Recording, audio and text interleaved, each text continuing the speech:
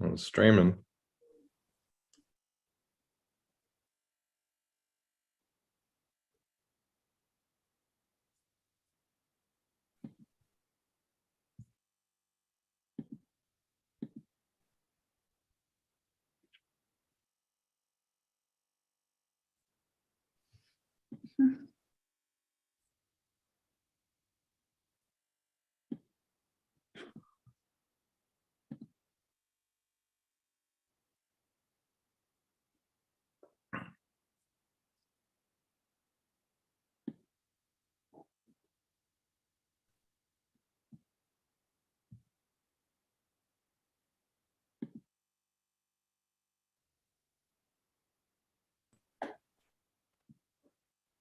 Andrew, can you hear us?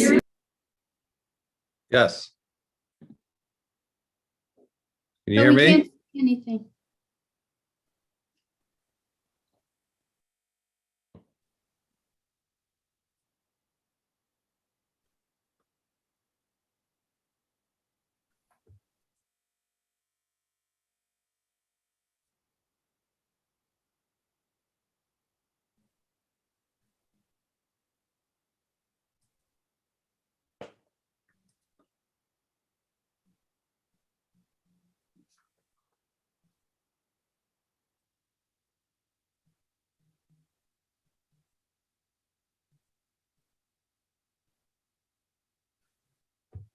Can you still hear me, Andrew? I can. You hear me? Okay. I can, but I don't hear any or see anybody else.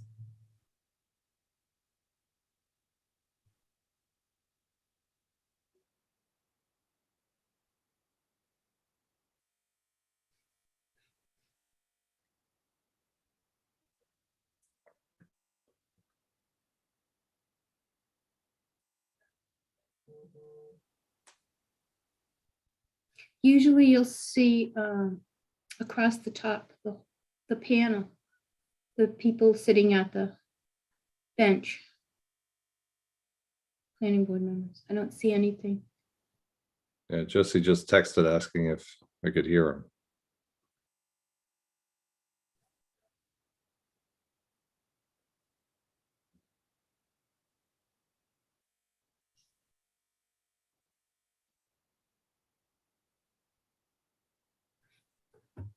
Franny, you feeling okay?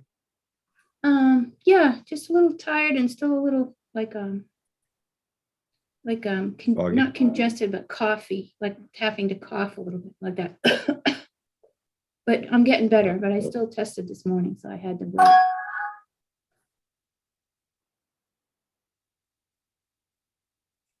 How do we unmute the owl? They're asking.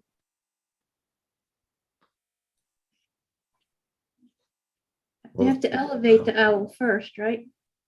Yeah, I think she'd have to elevate it. Can we do that? No, she has to elevate owl to panel.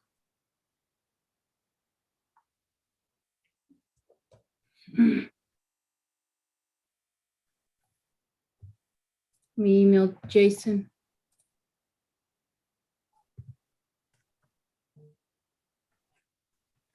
Oh, there he went. I think she's, yeah. So the owl's now talking permitted. Oh, they can hear us.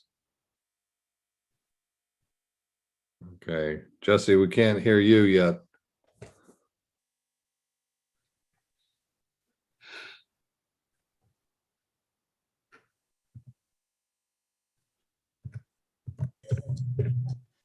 Right now? Oh, the owl. Yeah, there we go. Hey. So can that little thing come off so we can see their beautiful faces? What I did. Let's see. We also can't see the room. That I don't know what to do. I'll keep playing with it while you guys talk, okay? Well, maybe you can All right. email Jason real quickly. And we're getting a lot of feedback. Every time we speak, there's a big echo. Gotta turn off your turn off your mic. See if we can still hear you. You saying that to Karina or to me? Are you getting an echo, Andrew? I don't get an echo when I talk, but I hear the echo when Karina talks. Yeah, turn the mic off. These, So, yeah. is yours You on? you might guess to be off if somebody else is. Hey, Andrew, Yes, Oh. just, is there still feedback now? no. Okay. But when I talk, can you hear me? We can hear you really well. Thank you. Yeah, there's no echo coming on our end. So we just have to leave the mics off. And we can't see the panel. Yeah, this is Alan, resident. I might be able to help you out. If you right clicked and said allow to talk, that owl might still be an attendee. You need to promote to panelist to let them start video. We Because did as an that. attendee, oh, you did? Okay, because earlier I heard allowed to talk, but once they're an attendee, then you also can right click and say request to start video. And then that might send a command to who's ever manning the owl to then start video. Colleen, did you get that?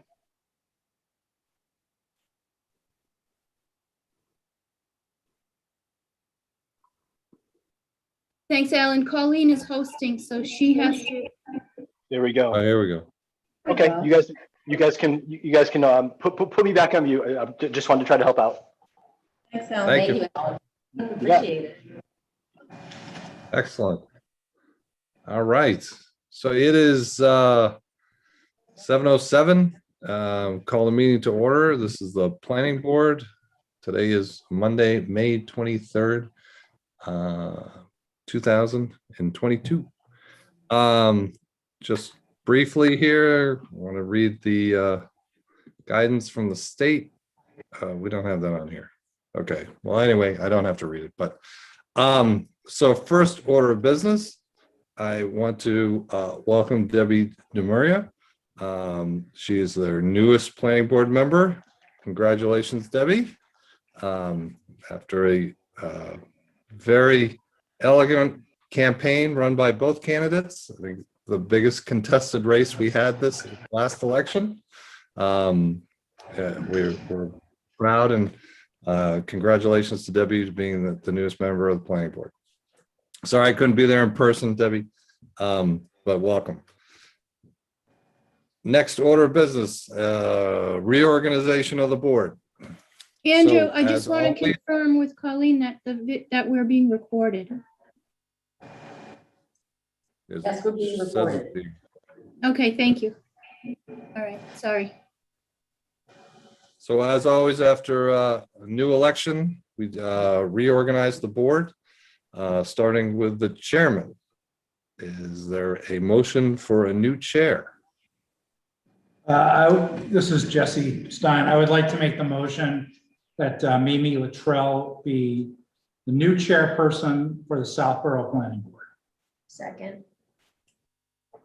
Oh, all right, so there's a motion and a second. Any discussion? All those in favor? Mills, yes? Stein, yes? Houlihan, yes. Demuria, yes. Latrell abstain. You can go through that. Excellent. So that's 4-0-1. Congratulations, baby. A new chair. So next order of business will be the vice chair. I'd like to make a motion that Andrew Mills may retain his seat as vice chair of the Southborough Planning Board. Second. There's a motion and a second. Any discussion? I will abstain. Latrell, yes. Mimi? Stein, yes? Houlihan, yes. Demuria, yes. Excellent. Thank you. I'm honored. Appreciate it. But with that, I will relinquish power peacefully to the new chair. Run the meeting. Congratulations, Mimi. Sorry I Thank couldn't you. be there in person, but I'll be there next time. All right, thank you. So the next discussion is the master plan committee update, and that is me. And we have a final draft of the master plan that is out. It was available for town meeting. The next hopefully the last master plan committee meeting is on June 1st, in which we will incorporate photos and discuss any comments that were received. And then hopefully this, the planning board will invite the select board to a joint meeting on June 6th to discuss the master plan, hopefully accept it if that is okay with everybody.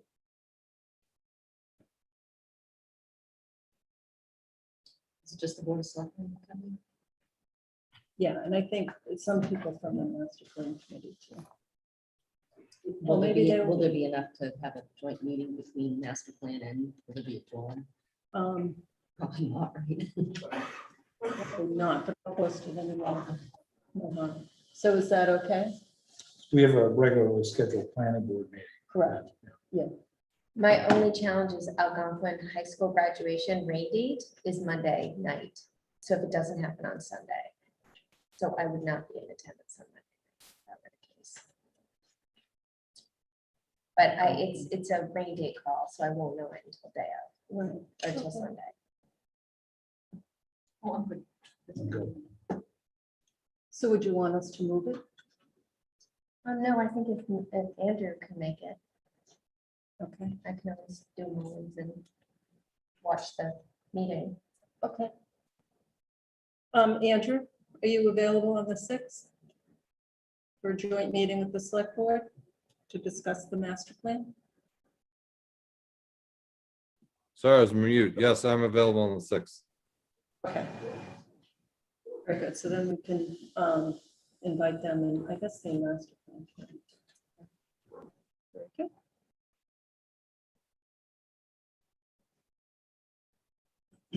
So the first public hearing is 325 Turnpike Road. Do you want to give us an update, Karina? Yes.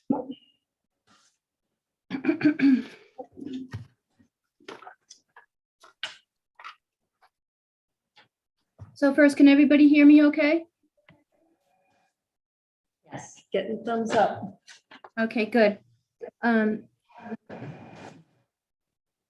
So the last planning board meeting was May 9th. And we were continued, the public hearings for major site plan approval and lid were continued to this evening. In the interim, we received an updated set of plans which were basically just to be dated with a common revision date on all the plan sheets except for the survey sheets. And that was for May 16th, 2022, so that the revision dates on each sheet would be the same. We were supplied a PDF of that and then followed by a hard copy later in the week, which I believe is in your packet for this evening. I prepared a draft decision initially for the major site plan approval, which included all the conditions and all the waivers for both the lid and the major site plan approval in order to have a document at least go out the door for review. And that was provided to the applicant team and to the planning board members. On May 19th, I received an email from Kevin Farrington, 58 Flag Road, with sound barrier wall report dated April 29th, 2022. That was provided to the planning board and to the applicant team and in the Dropbox. On May 20th, we received comments from attorney Bill Pizzoni on the draft major site plan approval decision. We also received a response email from attorney Pizzoni regarding Kevin Farrington's email, which we received on the 19th, and that was also provided to everyone. This morning, May 23rd, I provided separate draft decisions to fill position E in the planning board, in which I created some of the standard language for the special permit for the LID, lower impact development. And some revisions to the major site plan approval. I also received copies of the conservation's approvals, their order of conditions, as well as the stormwater management permit conservation approved recently. Then this afternoon, I received an email from Attorney Bill regarding refrigerator truck units noise study dated May 11th, 2022. That was provided to the planning board. And lastly, this evening, I received a comment letter from Open Space Preservation Commission Chair Freddie Gillespie regarding comments on the draft decisions. And that brings us to this evening. So there was a lot of information that came in and got distributed end of last week and today for this meeting. And that brings us to meeting tonight. And that's what I have, Mimi. Thank you.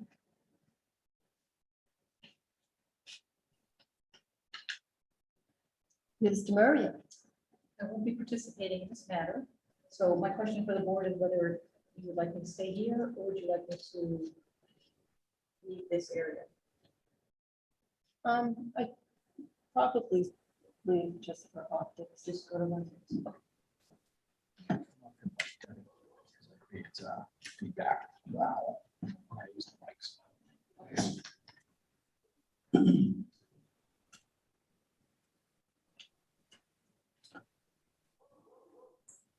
Good evening. Hi. Welcome. Good evening.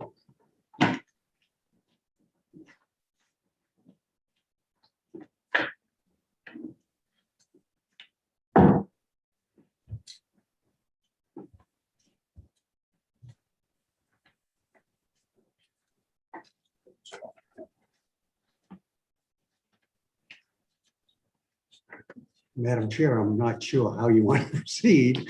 If you want to go through the proposed decision, I think most of the facts, the procedural history appears to be okay. I think I made a couple of edits, and actually Karina made another edit, adding the extension date that will occur today to extend. And other than that, it gets down to, at least as I see it, goes down to the waivers. And if you wanted to talk about the waivers and discuss those in the language, that's how it's written, if you guys are okay with it, or do you have comments? I don't know if Scott has any further comments on them. And maybe we can tick those off so that we can work our way towards the decision, at least in a form that we can all agree to, possibly agree to, or if we have any stumbling points, maybe submit it and work on it over the next week or so. If town council needs to look at it, you know, and get his opinion on anything. I would suggest that maybe we try to clear the air as much as we can tonight to move forward. All right. I know I have some questions on the plans. Does anyone else have any questions before we move into the decision? Yes, okay. Mr. Stein? I'll pass it on. Okay, Do you want me to go? yes. So I think one is, so we received today the May 11th David Coate memorandum on the sound.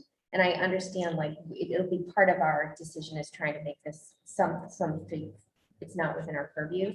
But I'm just trying to clarify, there's also the April 29th memo from Tech Environmental to Debbie and Kevin that we got a copy of it. And it sounds like both resolutions are a sound wall. And is that my understanding or am I misinterpreting? I believe from Ken's perspective that a sound wall was one of the options or potential mitigation that could be utilized, but we believe there's a little bit more testing that has to be done. And we wanted to do it with the Board of Health being involved so that we're not spinning wheels and having people say, that's not how we wanted it done. Okay, so we wanted to do it appropriately, and my position has been with the Board of Health that after we have our meet, I guess Deb and her experts having a meeting with them tomorrow to talk about his report. He didn't have the benefit of our report or the information that was in ours because we didn't do that testing until March or April, whenever it was.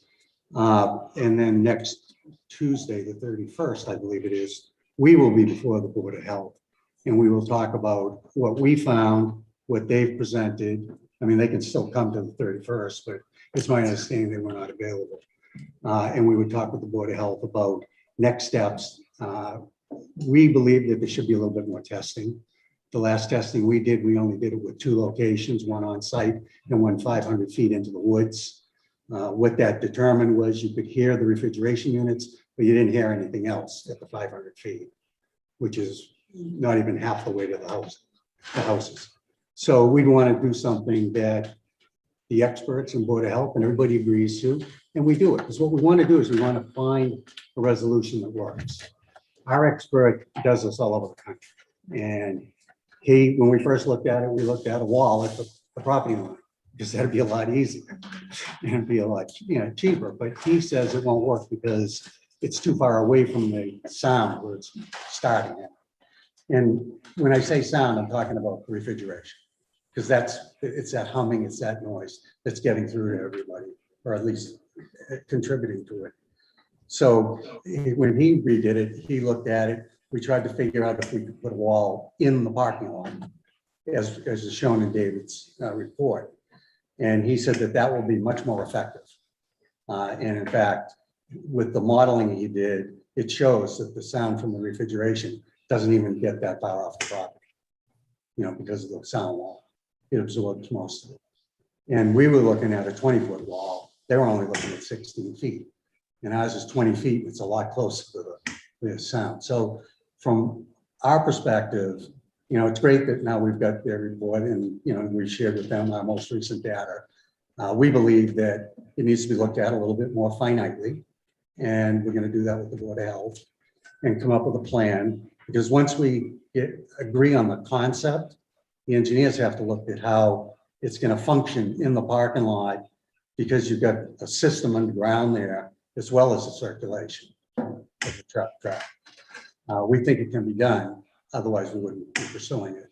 But we haven't gone to that finite detail yet because we want to get a consensus from the Board of Health and from the abutters and from Kansas. If this is going to work, if this is what we're going to pursue, let's pursue it, but pursue it now with finite detail. So I hope that I clarified something for you there. Yeah, so there's multiple steps, I think. It that you is, still it need to- is. So there's no resolution. You're making ways to a resolution, hopefully. Yeah. And then the second question really comes out of the last meeting where we talked about just innovative and trying to be, we need to be looking forward to the future, whatever may happen. And so what Ken's wants to invest in the property and also be innovative in how we're trying to control environmental sound and other impacts. So we, I think how some of us feel about the enclosed spaces. And so with that specific comment, we left the last time talking about looking into other large facilities like Cisco or others that are in areas that may be impacting other abutters. And so what are they doing to kind of mitigate that? And I didn't know if you had any follow-up work or made some calls. Our expert's been away. He's not getting Sure. back until Okay. this week. And, those are things we would discuss with Board of Health. Frankly, I don't think it would work, because if you built an enclosure all the way out into the middle of the parking lot, you're not gonna have the circulation that you need to have to make it function right. And the genesis of that bylaw is to block sound coming from the loading docks. I think everybody agrees now that, and maybe I'm wrong, that it isn't the sound at the loading docks, because at night, there's an average of only 2 to 3 trucks being loaded every hour. Okay, that's not a lot of activity. It's the refrigeration units that are there that are pre-cooling, getting ready to fill up, and that's what makes the noise, and it's the refrigeration noise. So to enclose the facility where the trucks back in would be an enormous waste of money at this point. And I went back and I looked at my notes from when we had prior approvals. And when this was addressed with the building inspector as to whether or not we needed a waiver, he felt that we weren't using it enough. It was, you know, not a lot of nighttime activity, and we were hundreds and thousands of feet away from the abutters, and no abutter had ever complained on that side about any of the loading dock noise. Okay, and I honestly think that the noise that they're complaining about today isn't trucks at the loading dock loading, it's the refrigeration units, and it's that vibration. Because whenever they kept saying it's a vibration noise, it's like it's shaking. We didn't quite understand what they were talking about. They're like, well, you're talking about at the docks, and it took a while for us to come to this conclusion. So I honestly don't think it would work, number one. Number two, many members on this board sat at that site plan review hearing, and there was no complaints about that type of noise on that side of the building. It was only out back that there had ever been in. So everybody assumed, at least I assumed, everybody assumed that it wasn't necessary, and especially the building inspector had made that determination. So from my perspective, it was limited use because out of the 150 trucks to go through there a day, over a 12-hour period at night, there's only 2 or 3 being loaded with motion. And it doesn't need to comply with that bylaw, or it does comply with it because it's limited use. But irregardless of that, that's not the noise everybody's complaining about. So what I heard, what I take away from that is, I mean, I think there's a bylaw on the books. But what I'm hearing is you also have someone that you would talk to, this expert, they weren't available, so you'd still have the conversation, you're receptive to having the conversation. You're entitled to your opinion, Yeah. we're entitled to our opinion. Yeah. And then I think it's just making sure that we have a robust conversation all the way around. Right, and it isn't that we wouldn't do it if we thought it would work, okay? And I don't think anybody at the time thought it was necessary, your board members included. So, and the building inspector said, I don't think you need it because there's not enough traffic there at night. This is basically going to be about the same amount as it was beforehand. So you're not increasing it. Nobody ever complained, and you're thousands of feet away. So we just all assumed that, okay, it's fine. In hindsight, yeah, we probably should have said at that time, give us the waiver, and they probably would have granted it, and we wouldn't be having this discussion. But that isn't the issue. The issue is the reverberation, the vibration, and the sound of the refrigeration units. And that's what we're trying to address now. Appreciate your trying to address that. So Yeah. that's all my comments right now. Do we have an updated list of the waivers? I don't see them in the Dropbox. They're in the draft. Yes. The planning board decision, major site plan approval, draft was sent to me May 19th, I think. They're also in the 5/19/2022 version in the major site plan. What, so, draft. There are 4 waivers. I comboed the lid and the major site plan waivers for now into the one document.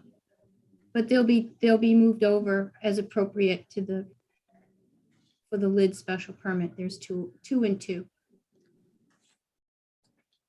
I'm okay with that. Mr. Mill? Ms. Houlihan got to the questions I had, so thank you.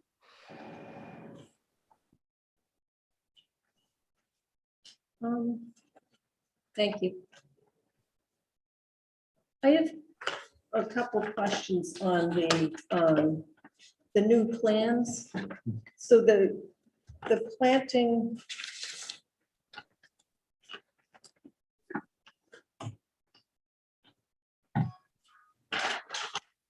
On page C5 has been changed. Yeah, as I suggested at our last meeting, I think there was a confusion about the wetland biologist plan.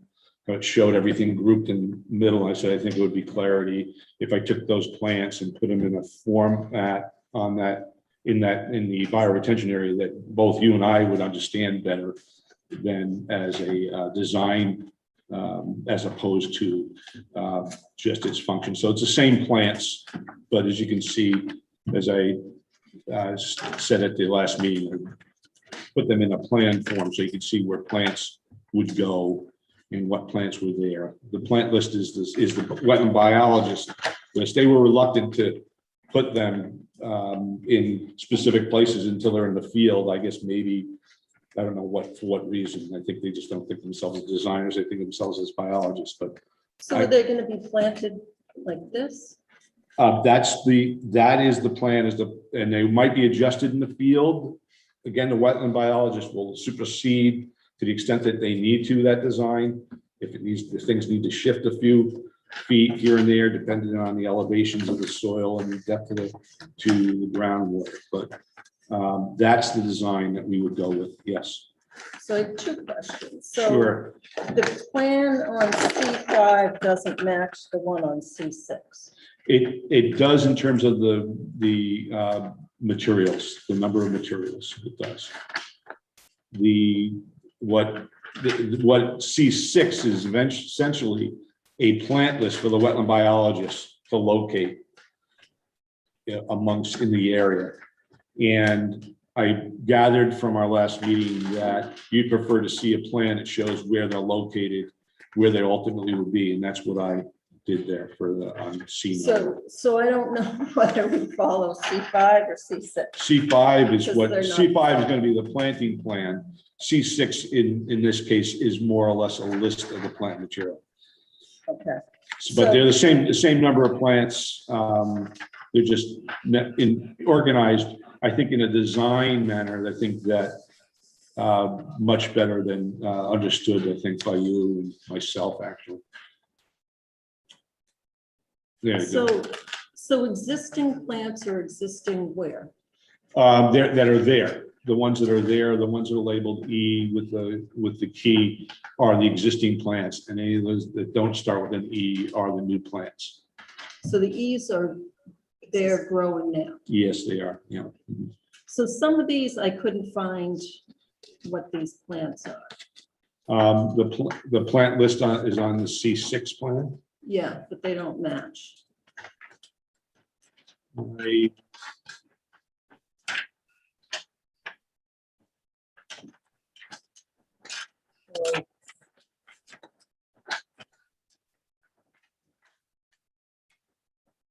AC, I don't see on E6. Well, yeah, that's the AMOLED here. Those are staying in place. There's no new AMOLED gears. Those are the ones that are staying in place. Well, so I would, in my simple mind, want to know what those are. Okay. HM, I don't know what those are. Okay. Existing plants that are remaining. We need to- And you have red maple listed as AR and RA. There's also an RA in there that's an existing plant. But shouldn't they all be labeled the same way? The Acer rubrum is the AR, and the other is, I don't have the plan with me. I may. Yeah, thank you, Jess. Yeah. It's the same, RM, Acer rubrum on C7. They are on A5, on C5. And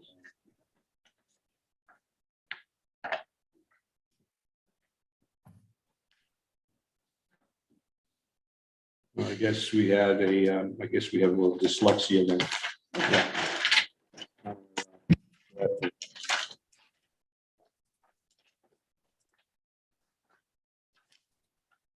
AR, TAR. And the transplanted ones, where are they being transplanted from?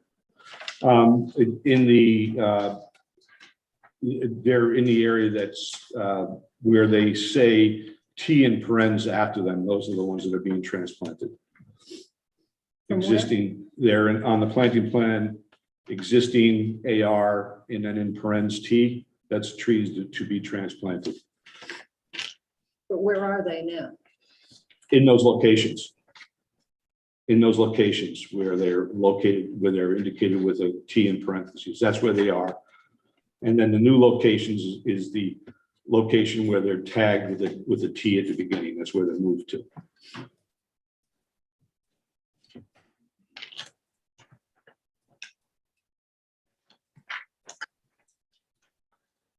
So the existing are staying in the same spot? And the Except the ones that are, being moved? except the ones that are indicated as being to be transplanted with the T in parentheses. So what about the ones with the T in the front? That means that's their ultimate location. But, so the existing, I don't know if these are all different plants or some existing or being transplanted. There's so seven- then they're there's seven transplanted. Plants being transplanted, one red maple, and then 6 inkberries, or the ilexes. And where they are now is indicated by the T in parens after the label, and where they're going is indicated by the T before the name on the plan. Okay, so it's the Scott, same. which plan are you looking at? C5? We're looking or at C6? C5 now. Corinne.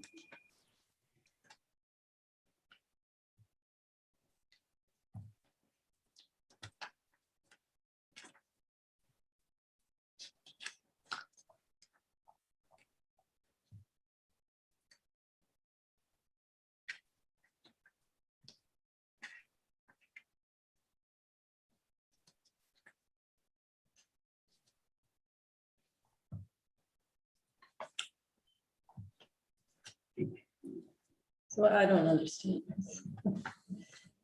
So the ones that begin with the T, there's something that begins with an E, The ones and that it's the same plant.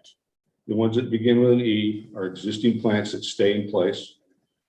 The ones that begin with an E and then followed with a T in parens are existing plants that get transplanted.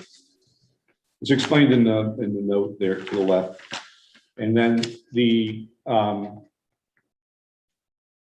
plants with a key name and then followed with a T in parens, beginning with a T, excuse me, are where they're transplanted to. Say that again, please. The last part. Yeah, where the key begins with a T, and then the symbol, then the key for the plants, that's transplanted to. That's the new location.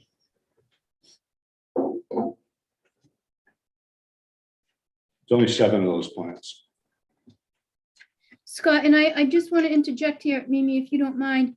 Oh, please. It was my understanding that when you provided this plan set dated May 16th, 2022, that the only thing you were changing was the revision date in the revision block of the civil plans, which includes these planting plans, and nothing else was changing. When we received these plans, I don't think you indicated that there were any changes, and there appear to be changes on the planting plan. We committed to making this change at the last meeting to alleviate concern about where the plants were going, and they weren't all going to be in the center. Yes. Because it's Sorry, I not thought that was. wasn't conveyed clearly that you made changes to the plans other than the date. There's no other, other than having to look through everything exactly page by page. It's not clear that you made changes to these plans. And I believe in our conversation, you were simply going to change the date. So you're saying that there are changes on the planting plans. But to change that, I committed to making it the last meeting, this by showing where the location of plants would be on the planting plan. Yes, those changes were made. So which sheets incurred changes? C5. That's the only plan sheet that has changes from submission 4.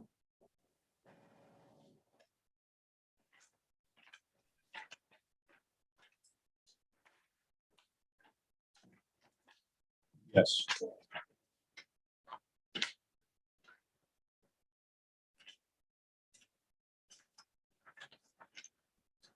Okay, there seems to be a lot of confusion with the labeling of these plants, if I'm not mistaken. So, No, we have existing plants that stay in place. We have existing plants, 7 of them are going to be transplanted. And we have new plants. And there are plants that are called out, but they're not in the key anywhere, so I don't know what they are. So that asks if all these, anything called out shows up in the key somewhere. The planting key for the bioretention area is on C6. Right, but not all the plants. You want me to go through every one of them? Not all of them are there. I just brought up 2. Yeah, you're right there. I believe you're correct in saying that there's existing plants that are identified on the plant plan. They're not on the plant list. That's correct. So I'd like to see them on the Yes. plant list, so I know what. Make that change. And then the wildflower meadow. The size of that was called out on the previous plan, but that has disappeared on these plans.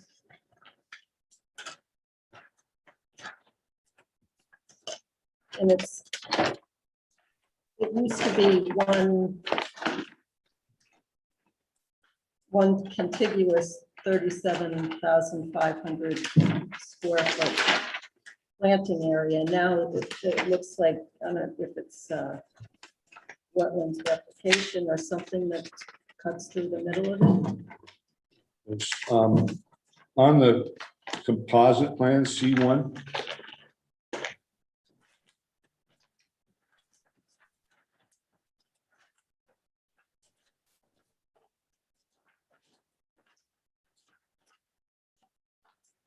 That's what you're looking for, is that 37,500 square feet of wet native wildflower grasses.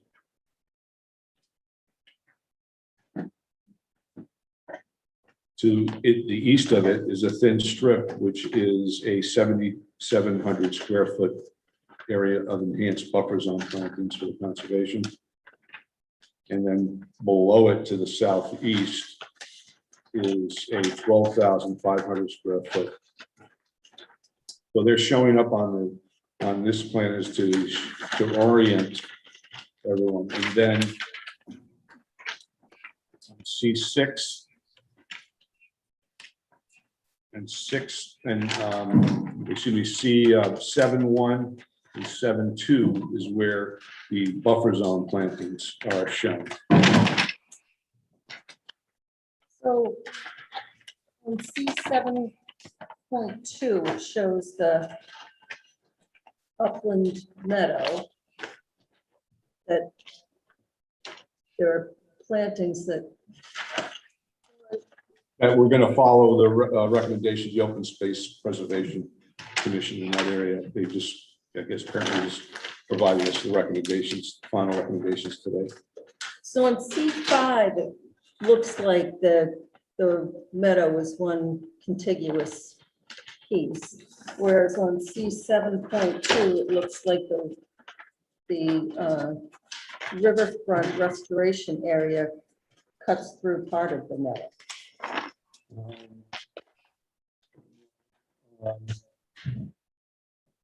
It does not. No, it's all remains contiguous. You would like me to point out on your plan? Yeah, so there's meadow here, there's replication here, and there's meadow here. Mhm. So there. This goes Thank you, Mr. through- Sun. Yeah, sure.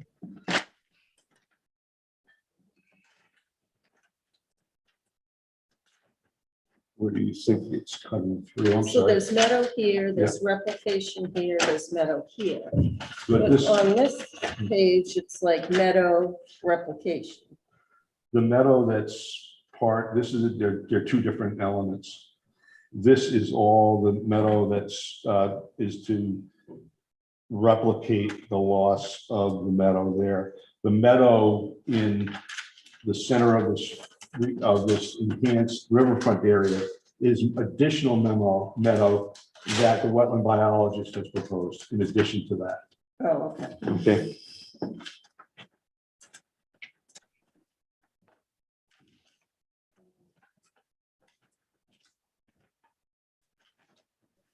We have an upland, I guess you'd call it an upland meadow, and we have a wetland meadow.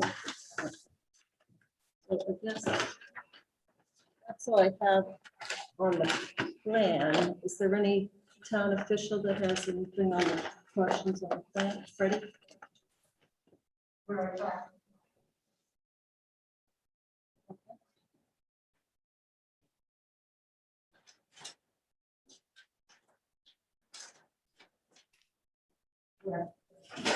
Into the owl.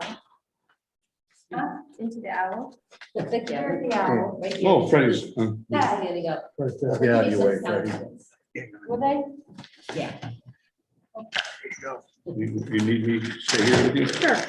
Be happy to. Thank you, Bill. Hi, everyone. I'm Freddie Gillespie, Chair of the Open Space Preservation Commission. And first, want to say thank you. There's been a lot of work on the planting plans that the Open Space Preservation Commission has reviewed with Scott and Bill and maybe someone else. I'm not sure who else was at our meetings, but we spent a lot of time on it, and it seems there's a lot of really good attempts and work happening here. And I apologize for the late letter, but I thought it was better to have some letter than just me verbally go over it all. So if I can go through the letter and a few comments that aren't on the letter.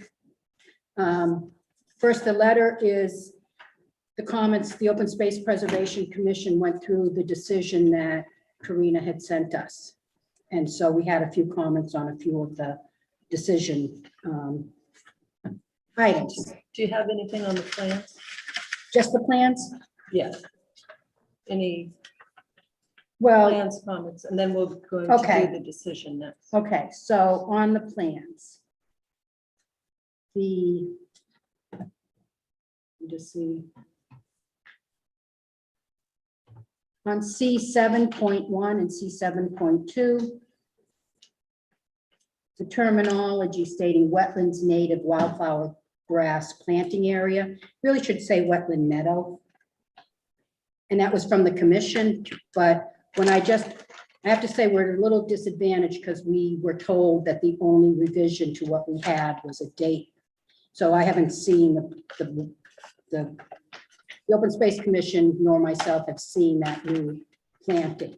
So a couple of the things we have to comment on are what we reviewed, but tonight I'm seeing something that wasn't on, that I didn't notice in our meeting. But this section on the plan, it says area of wildflower meadow planting. It says requested by Open Space Preservation Commission.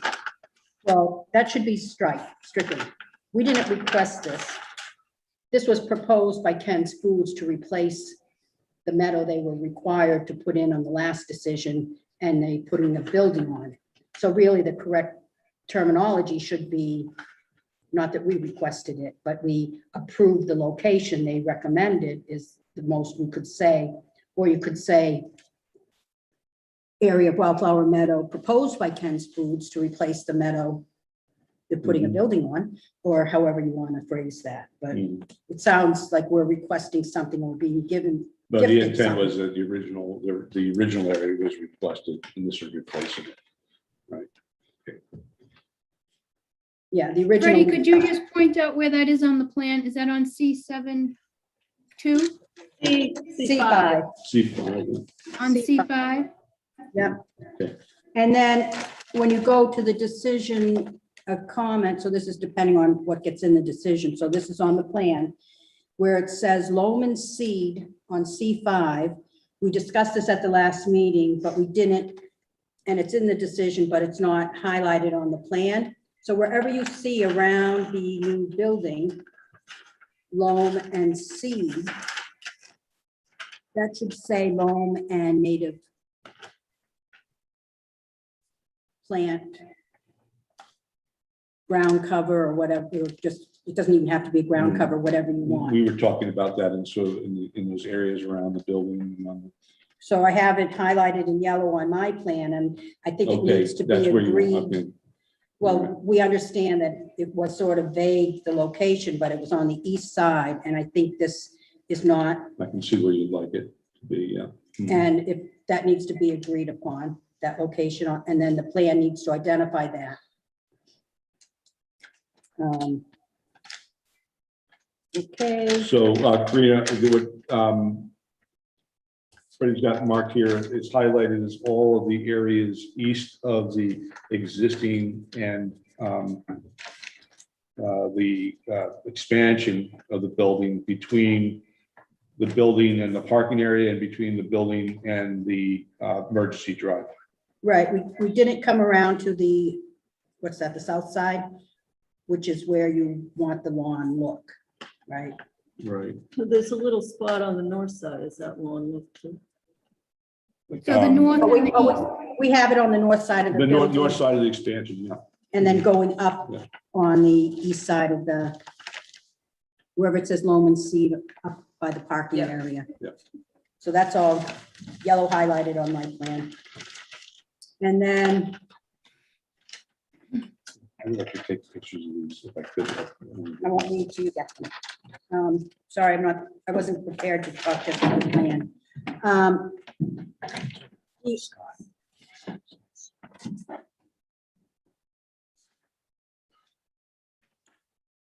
The other thing I wanted to start out by saying, which I skipped altogether, is thank you for the additional, it looks like on 371. 372. There's additional seed, an upland meadow. And it says, we just weren't aware of that, so it says, I guess we're helping to pick the seed mix there, so that's okay with us. Normally, we say town planner as well, not just us. And I'm sorry, maybe I should go back, because I don't know what's. That's the area, that additional area. yeah. And then the final thing is what's not on the plan, but I can't tell because I haven't seen the new plan. Is at the last meeting, we discussed adding more shrubs and trees from Dr. Robert T. Gear's list. And we were assured that there were lots of plants from that list on here, but I could only find like 3. And I did have a conversation because I know some of this has been approved by the Conservation Commission, and the conservation agent assured me that we could make some swap outs of the plants from Dr. G. Gear's list that would be able to make it okay for the, not, it wouldn't interfere with their permit if you did that for this permit. And we'd like to have a conversation about that. That's it for that. If I knew, I'll come back at the end. Thank you. And anyone else in the public have any comments on the plan?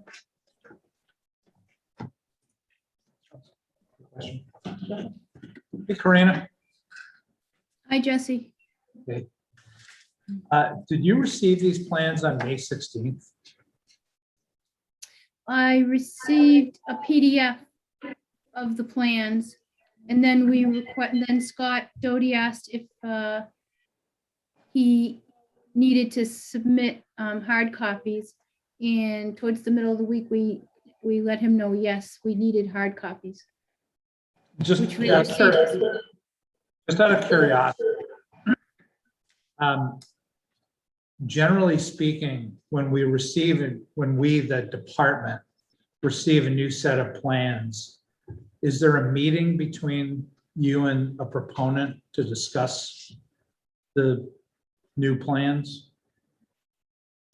Well, I believe there's some confusion here because the new plans, it was my understanding, were just a change in the date in order to have, usually towards the end of the permitting process, and you're getting close to approving plans, we want a consistency of the dates on the plans. So in preparation for that, I asked for them to have a revision date that was the same on all the civil sheets. I did not know there were other changes to the plans. So usually we would get a couple of copies later that would then be endorsed by the planning board members. But something got lost in the mix here. Typically, when we get a PDF, we require hard copies as well if it's a new submission or a revised submission. So Yeah, we, something.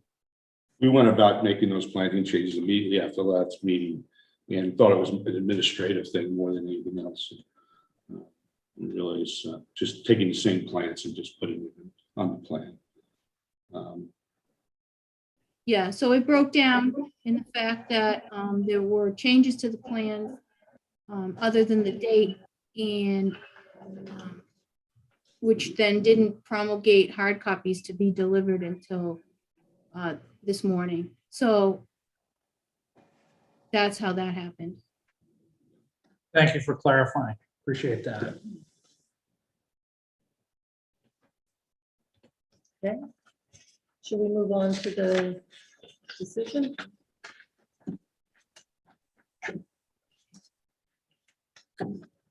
I'd just like to point out, Mimi, at this time, there are about 9 or 10 attendees, and there's no hands raised. Okay.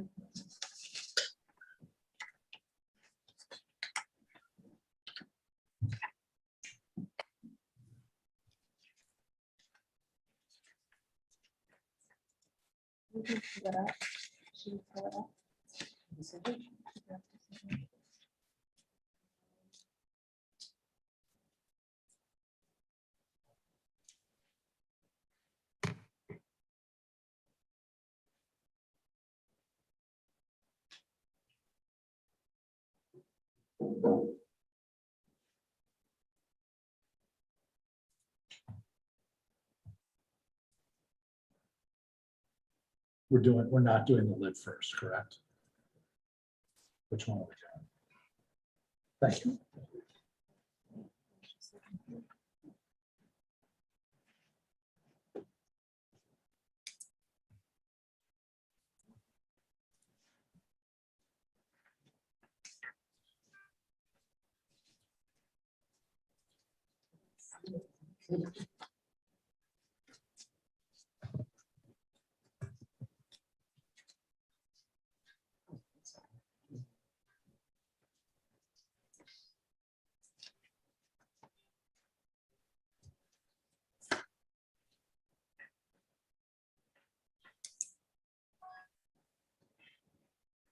It's the one, no.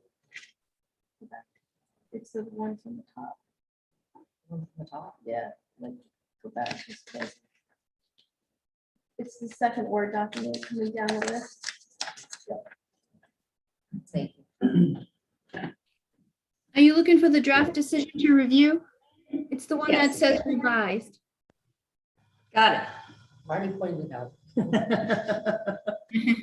So many documents.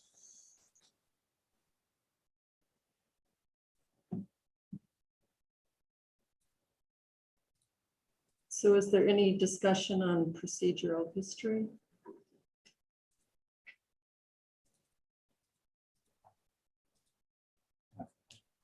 Andrew? Nope.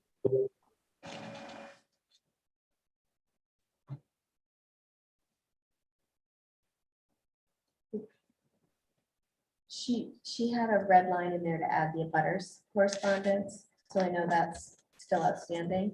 Is that going to be addressed? Karina, maybe?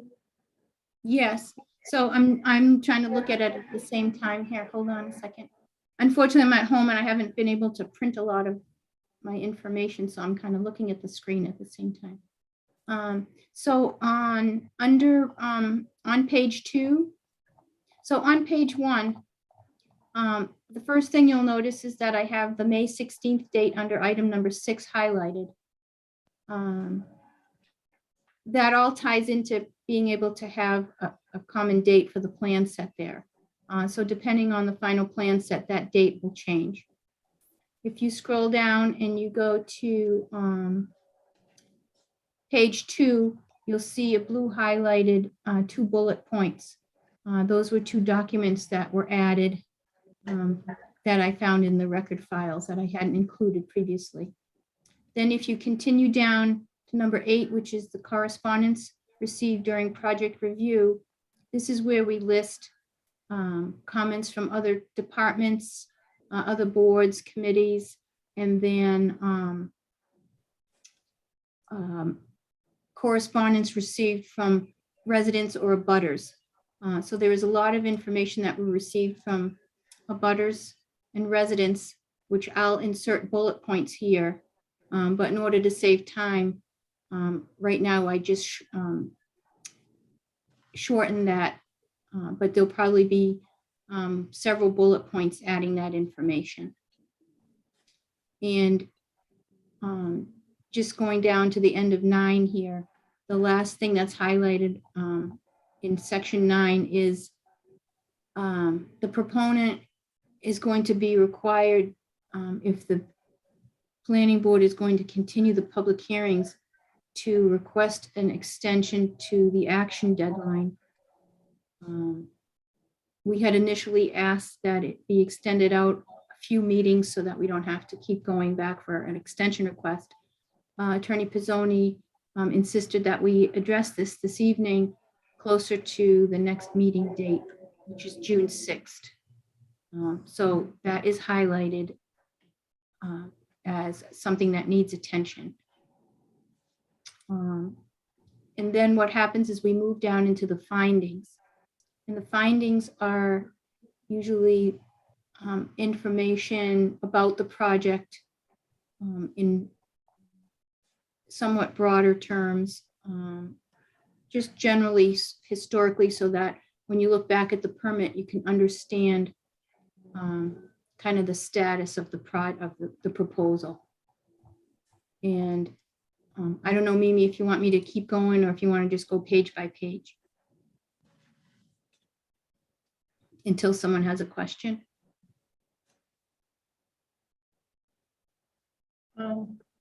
Keep going. Yep. Yeah, keep going. You're doing a great job. Thanks. All right, so under findings, basically we talk about the proposal under number 1. There's a typo there.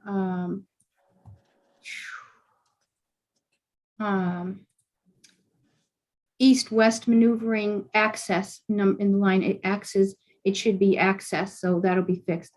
Under number 2, I put a note in there because I wanted it to be clear that during the 2017 permit applications for major site plan approval and lid for the site, the applicant did not request a waiver from the zoning code 174-12C1, which refers to loading bays to be enclosed for nighttime use. And I just wanted that clear for the record, so I put that note in there. As we continue down. Madam Chair. 1 second, Karina. Yes. Yeah, I'll probably want to modify that when we go further on, but I'd like to click through most of them. I just want to note that, I may want to add some language to that. Okay. Go ahead, Karina. Okay, and then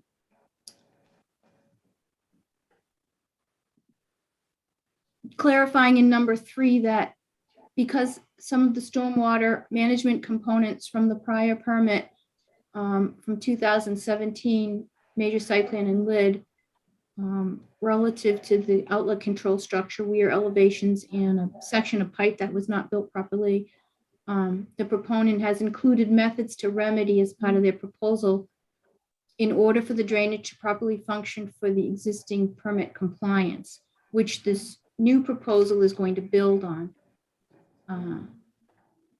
Number 4, there were also landscaping components that were not compliant from the 2017 and 2019 modification to major site plan approval.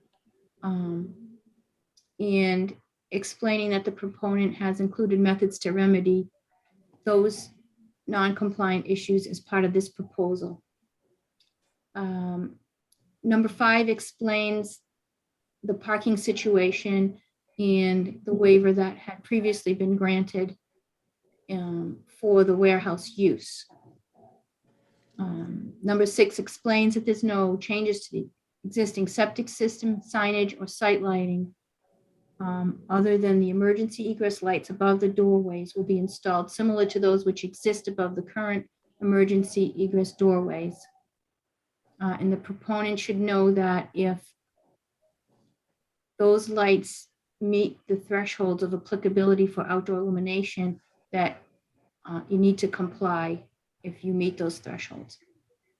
And then as we continue, these are the standard boilerplate type paragraphs about, site plan reviews and administrative review of the site design for the uses that are allowed in the underlying district, et cetera. 8 is standard, saying who was involved in looking at it and reviewing the materials. And then number 9 are the design criteria for site plan approval, taken right out of the code. Number 10 and 11 are highlighted just for attention. The applicant and project representative demonstrated on the plans or approach to the correspondence and during that the proposed development is in conformance with the zoning bylaws. And we have to be careful when we say that to make sure that that's correct. Then we come to the waivers. And the waivers here, currently all 4 waivers are in the major site plan approval. However, I want to point out that the first 2 waivers, actually the first waiver will stay here in the site plan decision because it's about the parking requirement and how that came to be as a providing 90 spaces. The other 3 waivers, which were discussed at one of the prior meetings, these are waivers from the lower impact development rules and regulations. And at the prior meeting, the waiver for section 3.66 and 3.11 and 3.12. So there are 5 waivers here. My mistake. Sorry about that. So the first 3 waivers, I believe there was kind of a straw poll taken, and planning board members were relatively in agreement with those. The last 2 waivers, which are for the water balance calculation, 3.11, and the hydrogeologic assessment, 3.12. I was asked to follow up with conservation to make sure that those 2 waivers, if they're granted, do not conflict with the conditions and waivers in conservation's stormwater management permit or order conditions. And that was confirmed by the conservation agent in an email that I forwarded to the planning board members. So those are the 5 waivers. First one is for the parking, for the warehouse use, despite the size of the facility. Previously, it was granted for 81 spaces. The applicant here is saying that there are an additional 9 spaces where they're used for engine block heaters for the diesel vehicles, but they could be used for visitor parking as well. So I believe the plans indicate 90 spaces provided, which is reflected here in the waiver request. Second waiver is to provide, they're required to show topography in 1-foot contours. The applicant provided 2-foot contours in their plans as they had done previously on prior submissions. I believe the planning board at the last meeting didn't have a problem with that. The third waiver is to provide contours of maximum groundwater elevation under the LID policies. This was also discussed. I think Scott Doty explained that this was not a problem, and the planning board, I believe, was in consensus with that. The next waiver is from the water balance calculation, which again is not in conflict with conservation's waivers or the hydrogeologic assessment as well. So that's what I have on the waivers. If you want me to continue. Want to vote on waivers? I just have a clarification. Karina, so if you have received correspondence from conservation on the two waivers that we had particular interest in on 3.11 and 3.12, I Yes, didn't see that in the history, or is there any way we can augment those particular things that because I think it would be good to clarify why we're providing those waivers. Because I think Right. that I don't want to set a precedent. I think it would be good to kind of either incorporate both in the history of findings, not findings, history of correspondence, and clarify that note in the context of those two waivers. yes, and I'm going to add a note right here. Add conservation email from waivers. Okay, all right. Yes, I agree, and I will add that in there. I will add a bullet item to correspondence received during the permitting that indicates the email from Melissa Danza and the date. That's a good idea. So do you want to take care of waivers or should we go on to the rest of the decision? I'm okay with voting on waivers. I have one more question. So, Bill and Ken's Food, do you want to put a waiver in for the zoning bylaw in this particular, for the covered? You mean for the covered portion of it? What I did in my markup that I sent back, I put a paragraph at the end that once we comply with Board of Health, do what we have to do because we're gonna have to come back to planning board to modify the plan. At that time, when it's approved, you will grant that waiver. So there'll be no more confusion as to whether or not Ken complies. So if it is, it's part of that whole process though, should it be a distinct waiver called out in this section?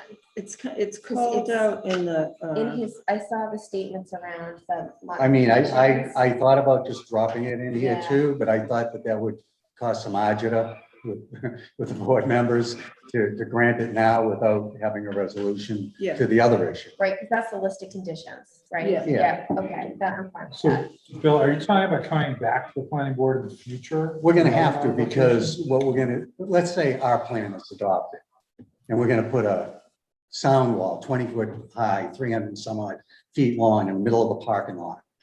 We're gonna have to show you that we can maneuver around it, number one, and it's not gonna cause a circulation issue. And we're also gonna be able to put it into the ground and not interfere with the system that we have underground. So we'd be coming back for like a minor modification. And For the planning. Do we have- to- pardon if I've missed this, but is there a condition in here? I tried to modify, when I got Karina's, I tried to modify it so that it could be, that I felt could be acceptable to everybody, that we're gonna go through this process. Once we come back to you, when we bring that plan to you to approve, because we need you to see it anyhow, because we told you from the beginning, we come back under a minor modification. And at that time, you approve it, and we'd ask for the waiver at that point. Because at that point, well, even today, we don't think there's an issue with the loading dock. We think there's an issue with refrigeration. So Karina, do you know where that is in the decision? Yeah. Bill? It's not in, I don't know if it's in her version. It was in my version I sent back to her. It would be down near condition number 14. Condition 14. 14. Yeah, Yep, and Okay, thank you. I mean, if you want, I can share with you mine, although she may. No, I found it. Thank you. Oh, you found my version of it or hers? Karina's. Karina's version. It includes your edits though. We'll get to that. Yeah, No. all right. I skipped I ahead. just want to be very clear. The document that you're looking at that I drafted dated 5/19, it does not have Attorney Pizzoni's comments in there. It has everything that I sent to Bill plus a little bit more after the fact And then we received Bill's comments as well, but I didn't want to make it even more confusing by interjecting Bill's comments. And one of the things that stands out to me when I look at Bill's comments and about condition number 14 is that I had written that Ken's Food shall comply with zoning code 174-12C1, quote, if located within 50 feet of a residence district or if used frequently at night, loading spaces shall be enclosed, quote, and shall submit a plan or plans to the planning board for approval as applicable and may be subject to an agreement with consideration to the source of the noise concerns expressed during permitting. That went to Bill. I added, after Bill got this, it should be noted that during the 2017 permit applications for major site plan and lid for the site, the applicant did not request a waiver from zoning code 174-12C1 for the exterior loading bays for nighttime use. When you turn to Bill Pizzoni's comments on condition number 14, his changes read like this. As the planning board has taken the position that Ken's Food has not complied with zoning code 174-12C1, quote, if located within 50 feet of a residence district or if used frequently at night, loading spaces shall be enclosed, end quote. Bill continued to add a comment, and Ken's Foods believes there has been a constructive waiver of same in prior site plan approvals for the property. Ken's Foods, in cooperation with the Board of Health and the abutters, shall submit a plan ultimately approved by the Board of Health to the planning board for review or approval as applicable. Said plan to address and take into consideration the source of the noise concerns expressed during permitting of the site and appropriate reasonable mitigation as noted below. So these are very distinct differences in the way that this condition is represented. And we have to recall that on January 10th, 2022, when town council attended the planning board public hearings for this proposal, the minutes of which I can recount as well, they are in the Dropbox highlighted, that when town council was asked what planning board's jurisdiction was, that he opined, and I'm kind of ad-libbing here, that the planning board has the authority to address this now.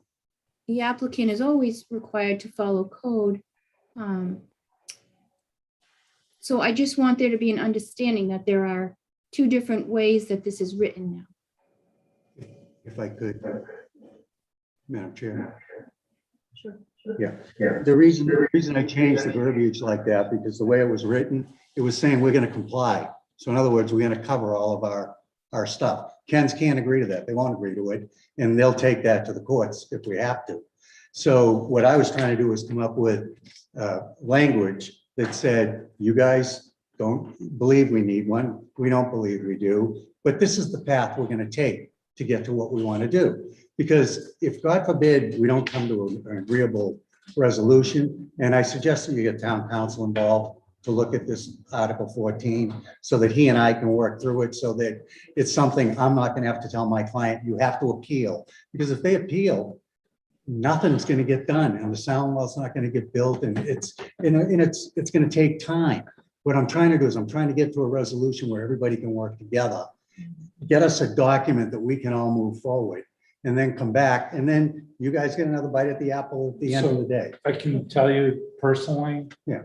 I will not probably vote in favor of a decision that contains language that we granted a constructive waiver. No, it doesn't say you did. It says Ken's believes. It didn't say that you guys. I don't think that that's. Well, that's why I'm saying, that's why I'm saying. I'm just saying, let me just throw in. Yeah, no, I get a get head start I on get the what you're discussions with saying, town and I respect Because that. that's, But what I'm saying is, that's why I think town council should look at this, look at the language, and he and I can probably come up with some language that we both feel is appropriate. And frankly, I wouldn't have started throwing stuff in like that. But you guys kept saying, we didn't ask for the waiver. We didn't, but nobody thought it was necessary. Neither the board or us. So we've already discussed this. Are we Yeah. gonna vote on waivers or continue through? the Yeah, well, discussion? that's, yeah. Because we kind of skipped it Right. to the end here. I'd like to, The I'd like fun- to, We went to the fun part. yeah, first. I'd like to get through as much as we can. Like, so if we could agree on the waivers, then I only had a couple of other comments about the plantings and things like that, that it just be that they're reasonably acceptable to the planner. And I also threw in the conservation agent because some of this affects conservation. But so, well, we'll discuss that. Yeah. Okay, but So- let's go back to the waivers. Let's go back to the waivers.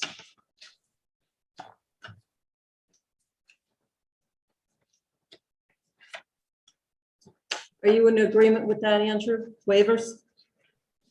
I am. Okay. So do I hear a motion to grant the waiver from zoning 174-12E 10 off-street parking requirement? So moved. Second. Any discussion? All in favor, Latrell, yes? Mills, yes. And yes, Houlihan, yes. Okay. Madam Chair, just for clarity, in the special permit, only the top one is going to be in that decision. The bottom four will be in the lid. So you just approved them for the two different. Okay. Yeah, But that's all. I these are, just, these are all the waivers. those are right? all of them, total. Okay. Yeah. So we might as well just knock those off. Exactly. Okay. I agree wholeheartedly.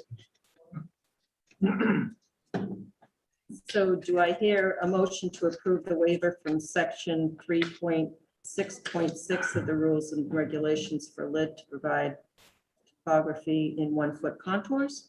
So moved. seconded. Any discussion? All in favor? Latrell, yes? Mills, yes. And yes, Houlihan, yes.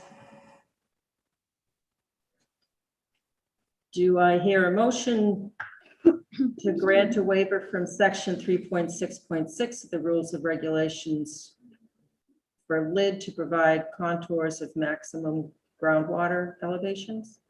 So moved. seconded. Any discussion? All in favor, Latrell, yes? Mills, yes. And yes, Houlihan, yes. Do I hear a motion to grant a waiver from section 3.11 of the rules and regulations of lid water balance calculation? So moved. seconded. Any discussion? All in favor, Latrell, yes? Mills, yes. And yes, Houlihan, yes.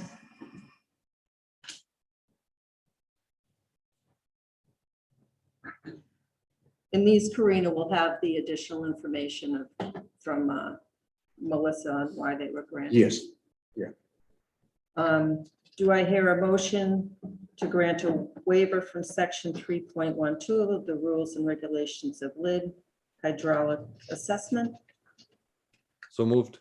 seconded. Any discussion? All in favor, Latrell, yes? Mills, yes. And yes, Houlihan, yes.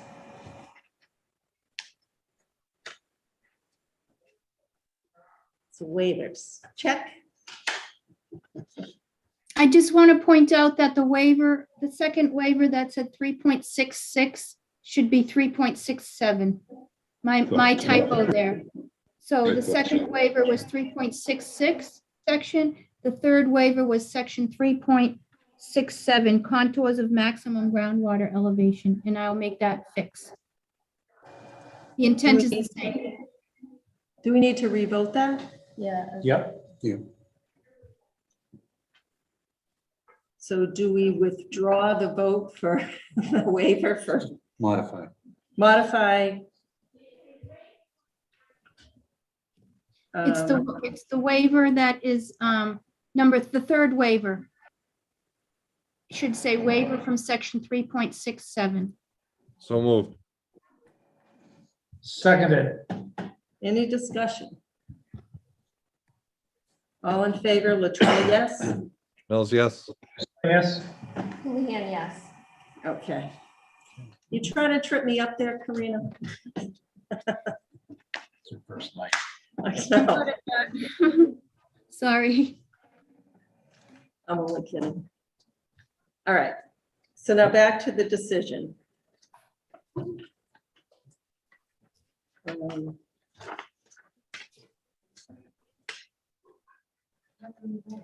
Okay. We just did.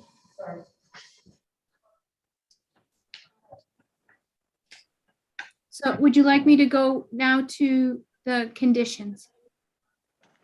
Sure. Okay, if you turn to page 6 of 10, it begins decision and vote of the board, and there are highlighted sections based on when that will occur.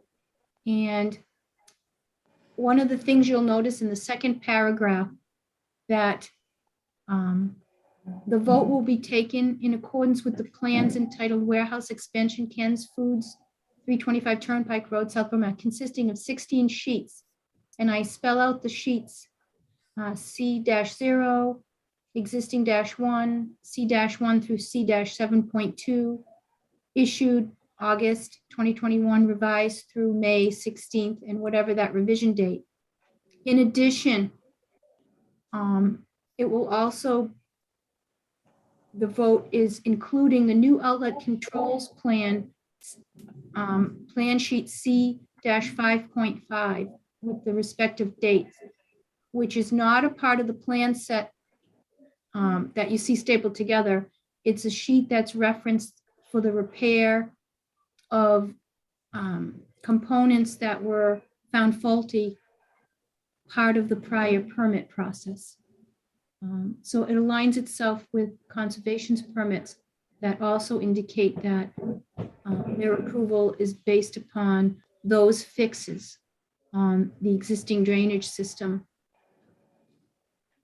before moving to the expansion project, that those items should be taken care of. So just clarifying that. Then we come to, because there are survey sheets included in the plan set, topographic plan of land, those are usually not updated because those are provided by the surveyor at one time and then continuously included in the plan set. And that references those 6 topo sheets. Now we come to the conditions, and on the first page, we have the standard, all the conditions of the prior decisions of major site plan approval, special permit for lid from 2017, and the modification to the site plan that occurred in 2019 shall remain in full force as applicable. All restriction, number 2, standard language, restrictions and conditions from other boards and commissions required pursuant to other permits commenced and ongoing related to the site shall be complied with. Number 3, the project shall be constructed in conformance with the approved plans and submittals. So the decision references other submittals, such as a stormwater management report, operation and maintenance plan, draft stormwater pollution prevention plan, documents that were submitted as part of the permit approval process are, to be complied with, if those were the ones that were submitted and approved. Except for waivers granted under number 4, the applicant shall comply with all provisions of general bylaws, zoning bylaws, and all the rules and regulations applicable thereto. That is a standard condition that I've been carrying and carried in the past on these decisions. The applicant shall pay all fees to the town of Southborough imposed generally for construction projects for the purpose of monitoring compliance with the construction and occupancy of the project in accordance with site plan approval as applicable, unless expressly waived in this decision. And what that means is that we will be anticipating construction phase Services from Fuss and O'Neill to provide interim site visits, milestones to confirm that the project is moving. That the drainage and planting issues that weren't complied with previously or weren't in compliance be made compliant. And then as the project moves forward with the expansion, that those site plan features are also complied with. Okay, number 5, the engineering consultant shall provide construction phase services. I'm clarifying that in that condition to ensure compliance with approved plans and for the review of the as-built plans for acceptance by the planning board. So those as-built plans would be expected to be reviewed by town engineering consultant Fuss and O'Neill. Number 6, signage and site lighting. Allowed lighting for the project will be shown in the approved plans and in accordance with zoning code. Outdoor illumination is applicable. Per the applicant, it was indicated there will be no additional need for signage or site lighting. Emergency egress lights above the doorways will be installed similar to those which exist above the current emergency egress doors.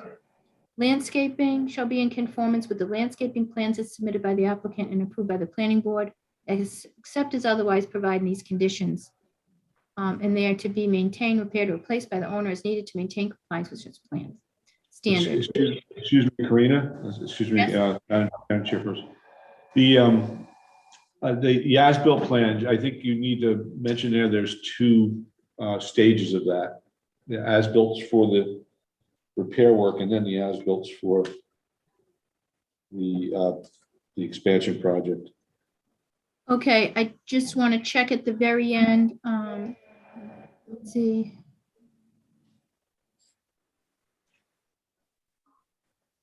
Yes, that's correct. I will add a note to that. We're going back to number 5, Scott? I was thinking about whether she carried it anywhere else, and I don't remember seeing it anywhere else. It took me one more item before I realized that. Yeah, I'm gonna add something there. Add clarification for as-built. So I think what we were saying is that the as-built for the 2017, 2019 permits will be required to be reviewed to make sure that that was constructed properly before you move on the expansion project. Correct? So that's consistent with the conservations also, order also. All right, let me just put that in here real quick. 2019. Sorry to bring you back. But no. No, that's okay. I'm glad. I thought I had put it in there.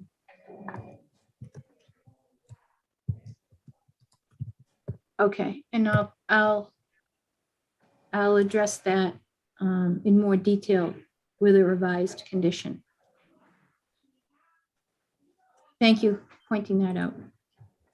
I will probably also reiterate that in the last condition. Okay, so now we're back to condition number 8. Does anybody have any problems with that? Landscaping conditions. Some comments. Am I good here? Do you want me to stop, Mimi, this part? I think so where were you? 8? Okay, Number 8. So were you set with that, Freddie? No. Number 8. One second, Karina. Can you? Sorry, I didn't even know there was an owl in the room. Like this here. Okay. So for number 8, we wanted after the town planner and with consultation of OSPC, which is consistent with the other parts of the decision. After town planner with consultation with Open Space Preservation Commission. Yeah, shall be approved planner with consultation of the Open Space Preservation Commission. Okay, Madam Chair, that's one of the locations, if we're gonna put that in, that it would be the town planner and Concom with the consultancy of the OSPC. But I don't think that this is a Concom Let's see. It issue. says wherever soil is disturbed on the project site. I mean, there's new plantings being planted all over the place by conservation. You could say other than the areas required for Conservation Commission mitigation. That would well, no, differentiate. because there's overlap. Because there are areas that Right, do overlap. Right. That's, I was trying to group them together. Karina, didn't we reference materials from conservation much earlier in this decision? I can't remember the exact paragraph, but I believe in the beginning of the decision, we referenced the materials we received from the Conservation Commission. I think that's when we were talking about the waivers for 3.11 and 3.12. I believe in procedural history, don't we have? I'm just Let me looking. take a quick look back. You're referring to correspondence received during permitting. So because I received an email from Conservation regarding the two waivers, 3.11 and 3.12, that I was asked to check to see if that was in conflict, granting those waivers would be in conflict with Conservation's approvals. I was What about- going to add that bullet item. There's also a bullet item for Conservation Agent Melissa Danza, agent review letter dated August 25th, 2021. Number 1 of SMP, and number 2 letter dated December the 8th of 2021, overview of outstanding items. Yes. My point was, it would seem logical to me that we would have the reference to the Conservation Commission items back in page 2 of the decision under the correspondence received, rather than You having mean- a reference in the condition. You mean reference the stormwater management permit and the order of conditions? Oh, the landscaping that Mr. Pizzoni was just saying that the Conservation Commission is requiring them to have certain landscaping done. Mr. Pizzoni was just suggesting that be introduced into this condition, and I'm just countering that it makes more sense to have it in the list of correspondence received. Does that make sense to you? No, because I'm saying the planner has to review this, the conservation agent should review it with her, where there's potential overlap and everything, and then consult with OSPC. Okay, I'm sorry for my confusion. Thank you. And there's several of these that I would suggest the same language. Ready? In reviewing how this number 8 is written, which is broadly the whole project wherever soil is disturbed and plants are planted, it makes sense that it has the conservation agent in there. However, I wouldn't agree to other ones as well when we get there. Okay. So did you get that, Karina? I didn't. Are you saying to add Conservation Commission or Conservation Agent? Shall be approved by town planner, conservation agent in consultation with OSPC. Correct. All right, so shall be approved by the town planner. Is everyone Well- okay with that? Consultation from both, isn't it? Conservation agent. And Sorry. with consultation with consultation with Open Space Preservation. So I have it reads, shall be approved by the town planner, conservation agent, and with consultation with Open Space Preservation Commission prior to installation. And The concern I have is the Conservation Commission already has gone through and made recommendations.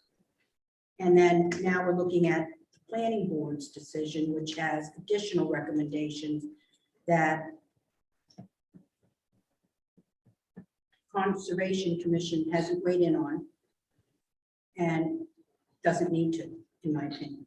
Whereas the ones where they already, like, say, let's talk about the meadow. That's separate and distinct and doesn't need Conservation Commission agent to approve, in my opinion. It's within their jurisdiction. If you look at the lines, most everything on that side is conservation jurisdiction. So I mean, all I'm just saying is add another body in the mix that's going to look at this to make sure that there's no conflict between what Concom's approved and what you guys have approved, and Karina and So what we're Melissa. talking about right now is the disturbed soil in the project site Correct. being planted with. Well, if you start to make a meadow, you're disturbing the soil. But that, so the meadow is handled in another condition further down. What? Yes, it is all in the buffer zone here.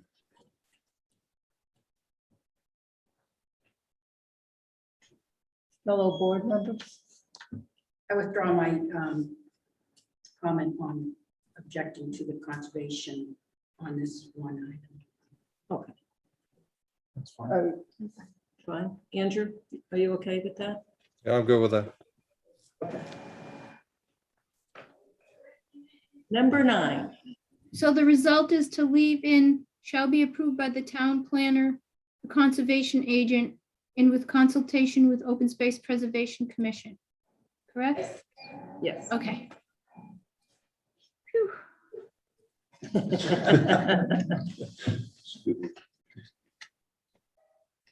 So number 9. Number 9. All right.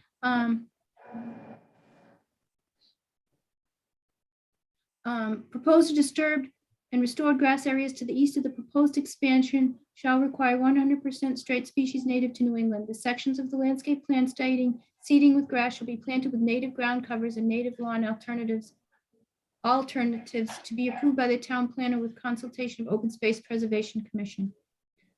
This is the area, I believe, are we talking about to the north and east of the expansion? Correct? Yes, yes, and east of the existing building also, yeah.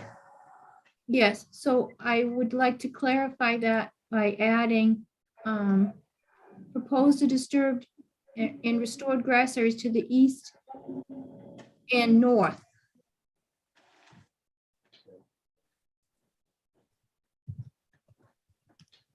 Of the proposed expansion shall require, is that sufficient, or do you want me to include between the building and the access driveway? Because if you recall, it was those landscape sections between the emergency walkways, the new building expansion and the access drive. There were several little lawned areas. Yeah. Or is that sufficient? It's also to the east of the existing building next to the parking lot on the north side. So it's east of the existing building and the expansion and north of the expansion. East, okay, go ahead, go to the east of the existing building and to the east and north of the Yeah. proposed expansion. Okay, Mr. all right, this Guzzo? is tricky.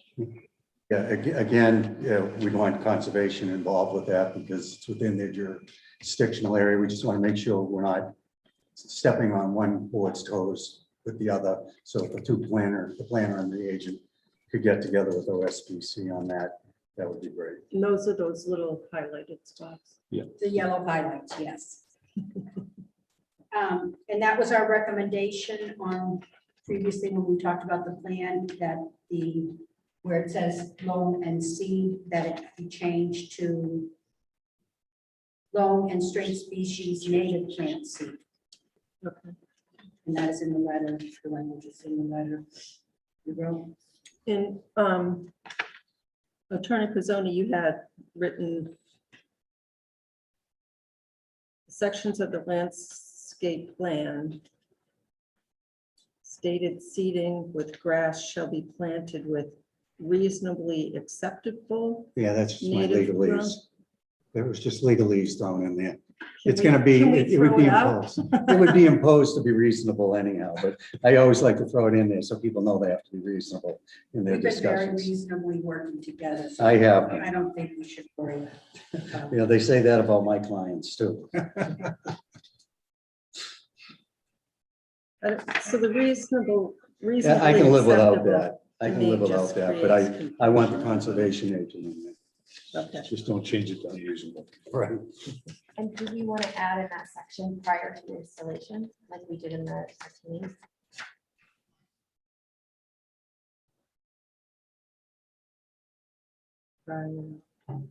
Oh, yeah, well, it should be reviewed and approved before we install. I'm just saying, would it be good to just put that in, clarify that language? Yeah, So you want me to add that?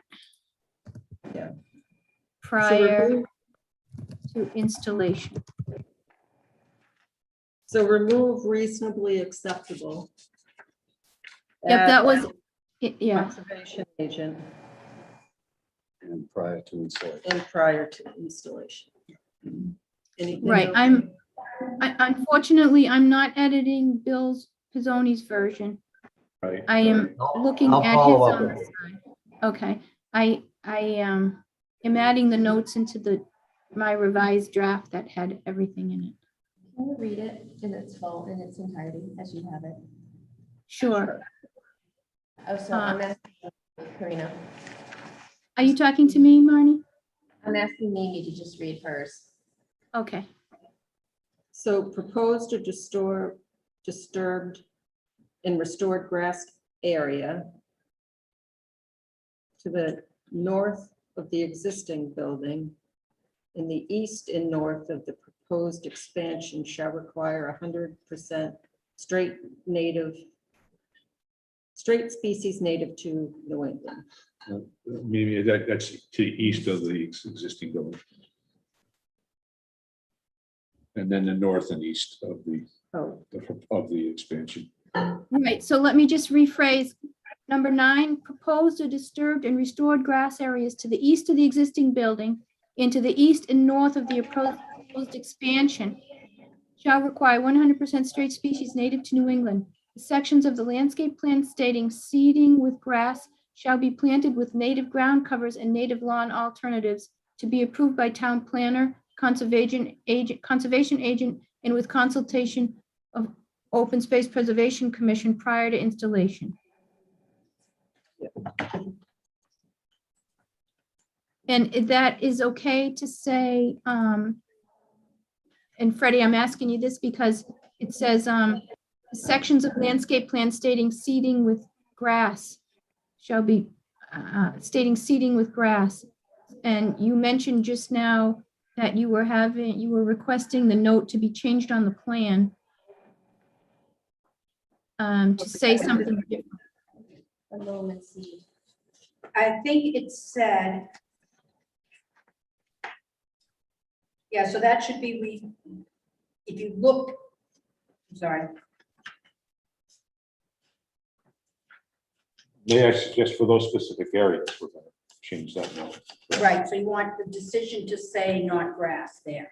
Right, for those areas would be flagged different, So it should, loam and native. so the decision should state you're going to change the landscape plan and it will now say seeding with, Native brand. yeah, native to New England. The same language is in, So seeding with native grasses. comes out. Right? She said seeded with native grasses. It's seeding with native plants. straight Ground species. cover? Doesn't have to be grass. Right. You may choose some other lawn alternative material that we have that discussion about. So what plant, what word do you want me to use there? If you're gonna change it on the plan, you want me to say stating seeding with native, Road was long, straight species native plants seed. Right, native, straight species, native to New England. yeah. So the point of the condition was that on the plan, the notes were specifically saying, the callouts were saying, seeding with grass in those particular areas. And since the plan is gonna be changed to call those out and change that, Scott, do you recall what that language was gonna be? I understood. It says. Yeah. Huh? It says, Can we, We were gonna follow the letter from Freddie in that area. We figured it was gonna be a condition, but if we need to change it on plan, we can put that on the plan. Yes, Plan cites loam and seed. yeah, that's what it says right And now. it's being replaced with straight species native plant seed. Luman. Loam and. Okay, we have a request from the proponent for a 5-minute break. Andrew, do you have a hard stop at 9? I kind of, yeah. Are we gonna continue this anyhow, Art? Is that right? Yeah, we will, but we just have a couple of items to get to. Let's just continue. Just continue. Yeah. So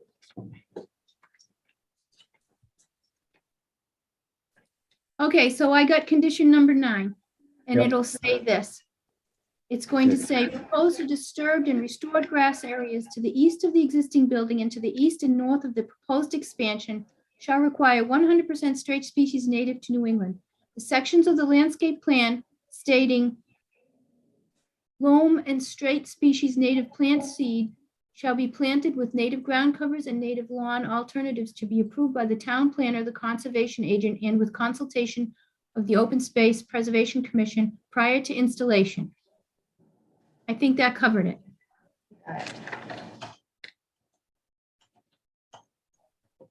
Okay? And again, I'll make these changes and we'll resubmit the draft decision. So we can all have another look at it to make sure it's exactly what we want to represent. If that works for you, Mimi. okay, So Okay. 10. Number 10.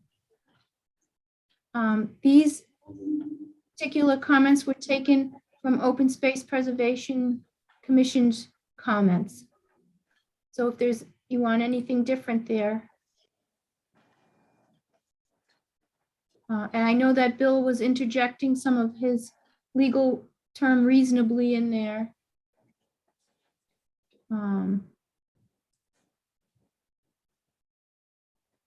Again, number 10, the seed mix to be approved by the town planner. Does the meadow need to be approved by the Conservation Commission here as well? yes, not the commission. Just the agent. yeah, the she meant. Yeah, I'm conservation. sorry, Conservation Agent. Yep, Friday installation. So that was the only thing you added there, right, Bill? I had added some clarifying language in the next paragraph, but as long as it's in consultation between the two of them. Oh, so in the next, Yeah, in the next paragraph. usually up to, Says meadows usually take up to 3 years to properly establish under the following estimated timelines. Year 1, soil prep, I put it through unreasonably. Then the sentence goes on, and then I say, once established, an annual mow will be allowed with treatment for invasives allowed as needed. Planting in the 20-foot buffer reasonably requires invasives be removed first.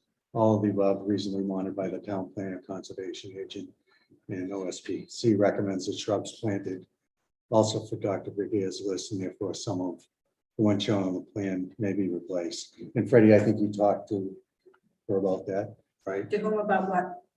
Replacing some of the species that were noted. Yeah, Yeah. well, sorry, to Melissa. Yeah. Yeah, before you move on, I had it in the first sentence of number 10, Yeah, to add in after a custom straight species native to New England seed mix. It's consistent with everything else. So after the word mix, native to New England, No, before custom. the before, okay. custom Custom native to New straight England. species native to New England. Species. And it was. I'm sorry, before you, move on, I need clarity on that one. So far you got it. So just read from the beginning. The meadow shall be planted. That's me. With a custom straight species native to New England seed mix. Space. Okay. I think, I'm not sure, did Mr. Pizzoni have some changes in the next paragraph? Because Yeah, he added meadows usually Take up to 3 years. take up to 3 years to establish under the following estimated timelines. so as long as we understand that usually means sometimes 4 or 5 years, not less than. Yeah. At least. Well, it Right. says usually up to, Right. so that wouldn't be So 4. then take out the up to. It's not there. I think you're reading from a different, So this is, How about 3 years or more? no. Yeah. so I'm looking at You're looking at Bill's. attorney. Yeah. Yeah, Pizzoni's, but Colleen is Is reviewing, editing. is editing the 19th version. And there's a period at the end of the second paragraph there. So everything else in that paragraph, We just put in that all will be reasonably monitored by the town planner and conservation agent. Okay. no other changes there, but adding in the conservation. Yeah. That's Well, the, under the following estimated timeline. So Can you put the cursor on what you're talking about? It's not in there. after establish, there's under the following estimated timeline. That's Bill's before year 1. So does that add or detract anything from the? I don't think it detracts anything. I was just trying to make clarity. And then reasonably remove. It's not, I'm confused about reasonable. it's not even in there. I mean, she's looking at a different. I a different- understand, but if different you're version. voting on Yeah. one that says reasonably, I would object to that. Yeah. Either it is or it isn't. We always run into trouble when we start putting in subjective terms in decisions. Fine. Either the reason- So no reasonably. We are reasonable, but it's not in the, it's not in the decision. So are we going to allow the one, once established annual mow allowed? So Attorney Pizzoni had included second That was the- paragraph. Says once established, allowed with treatment for invasives, allowed as needed. Only one annual mower, Okay. only one, The one annual mow. Sure. with treatment for invasives, so that if that becomes a problem, we have options. Yep. Okay, hold on. So it'll stay as written. Once established, only one annual mow allowed, with treatment for invasives allowed as needed.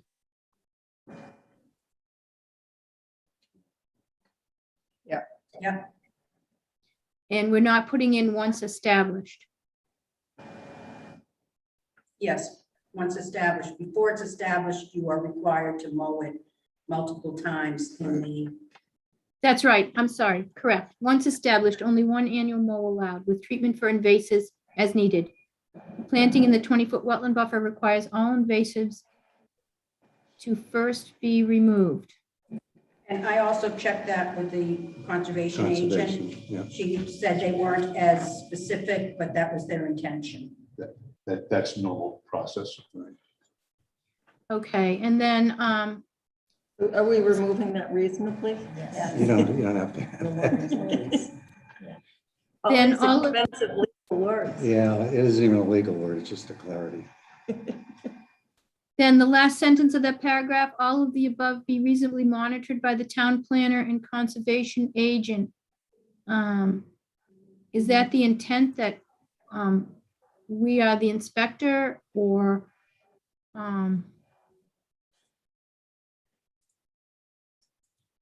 I don't have that language. I put in there because I figured somebody had to look at it. Well, doesn't it come into play with the bond? So does it need Yeah, to be in that's the true. decision? Okay, so That's that, fine. so that doesn't need to be there. No, Okay. I hadn't seen it before. I forgot the bond was below. Okay. Okay, so then the last sentence of that, condition 10, open space preservation Committee recommends that the shrubs planted also be from Dr. Gear's list, and therefore some of the ones shown on the plan be replaced. We recommend that be stricken because it shouldn't be in the decision, it should be on the plan. And that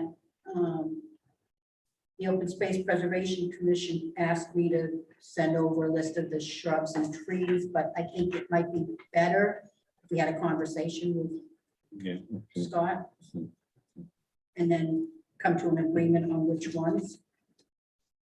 That'll be put on the plans? That would be put on, you said you would substitute some of the trees and shrubs, right?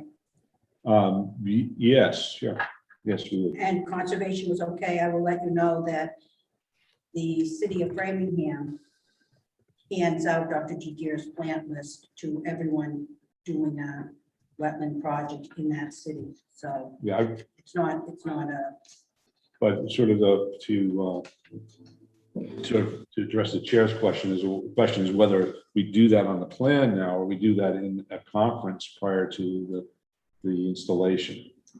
I think that we're fine with doing it obviously before the installation. well, don't you have to redo the plan anyhow? There's a lot of stuff being done, so why not do it now? That's, There's not not a lot of stuff to do, but I agree. I think, and I agree with Freddie on this because I think that, Scott, you do have to revise the plan on some of the things you already said, the planting plan. So it's better that it's clear now because later on, planning department will have to hunt down what is really supposed to happen there. And if it's not in the decision or on the plan, it will create a problem for you guys later too. So it's in the best interest that it's shown somewhere, either on the plan or specified in the decision. And I think most of your changes are related to the planting plans at this point.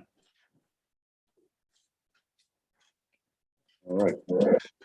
And Mimi, correct me if you don't agree. I agree. I think it should be on the plan. So I put a note next to my condition number 10 that I struck the last sentence and wrote a note to say to be put on the plans Okay. instead. Condition was good. I mean, we're almost there, so it's worth just Yeah. getting it in order. Understood. Okay, then the bond. can I, Okay, condition number 11. Any objection to how that's written? Is the square footage correct? 37.5 is what I have. At 11.4. Huh? 11.4 was. No, 37,500 square feet. Yeah, I was gonna say, Yeah, yeah, We'll take the yeah, 37. and ampersand, no dollar sign. All right. Always thinking about my client. Can I just go back to one thing on, and it relates to this as well, to number 10, on C7.1 and C7.2, the terminology on the plan stating wetland native wildflower grass planting area. And it should be changed to be called a native meadow, not a planting area. You're calling it a meadow in other parts. C5 calls it a meadow. Let's be consistent. Can you say that one more time? Right. On C7.1 and C7.2 of the plan, the terminology calls it wetland native wildflower grass planting area. And it should be changed to be called a native meadow, not a planting area. Meadow, not planted area, planting area. Right, because then later you're coming down and you see by your decision talks about a meadow. You're talking about in the areas that are the Conservation Commission's riverfront replication area, that one? So the meadow, There's a meadow there. The 30, the 37.5. Okay, okay, right, okay, 37.5 is called yeah, it should wet be, native wildflower Got it, grass got it. planting area. all right, It should be the wetland native meadow. wetland, it should be native meadow. Whatever the C, what is C5 called? Yeah. It says C5. Yeah, it's just the note is referencing it incorrectly, I see. So you can go back to number. Meadow, not planted area, planting area, yeah. Native wildflower grass. Is that what C5 says? Establish a 37.5 square foot stand of wet native wildflower grass.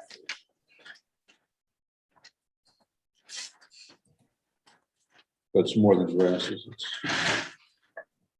just say meadow. You can call it native wildflower grass meadow. Yeah, grass. All right, So now to, so that's what it should be called in this Yeah. And condition too, native wildflower grass meadow. Grass meadow. Okay, in condition number 10, it should say 37,500 square feet of proposed native wildflower Grass, plant meadow. flower, grass, meadow, planting. Correct? So it'll read, Ken Switch shall provide a cash bond in the amount of $11,400 for the 37,500 square feet of proposed native wildflower grass meadow planting to ensure growth is established with release of bond upon Planning Board and Open Space Preservation Commission acceptance no earlier than 3 years after planting. I think we agree with Freddie, you can take the planting out of that. so that new language is, that was proposed by Mr. Pizzoni? The blue language was proposed by me. Okay. Okay, You good there? Are we moving wet? I was impressed by Are it. we moving wet? Wet So we're native good with wildflower. number 11? Can we keep wet in it or out? Doesn't matter. Just be consistent. What, Is it wetland native? it was in the buffer zone and it's more wet than the original area was, so we put wet in there, but it's,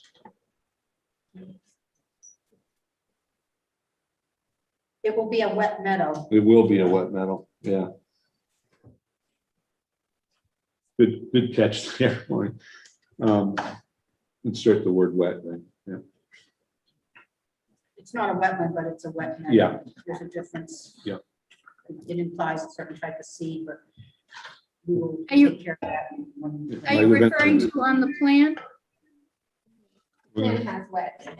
That's just to keep it. Yeah, we use the word wet in on the plan, so you can insert the word wet there at between between wildflower and grass, as opposed to grass and meadow. So it should read 37,500 square feet of proposed native wildflower grass meadow. Wet grass meadow.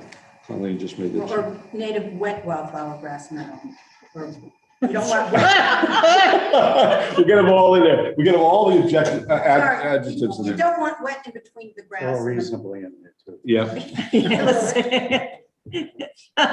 Keep it wet native. Hey, just take the wet meadow, just take the wet out of there and put wet before meadow and you're all set. okay.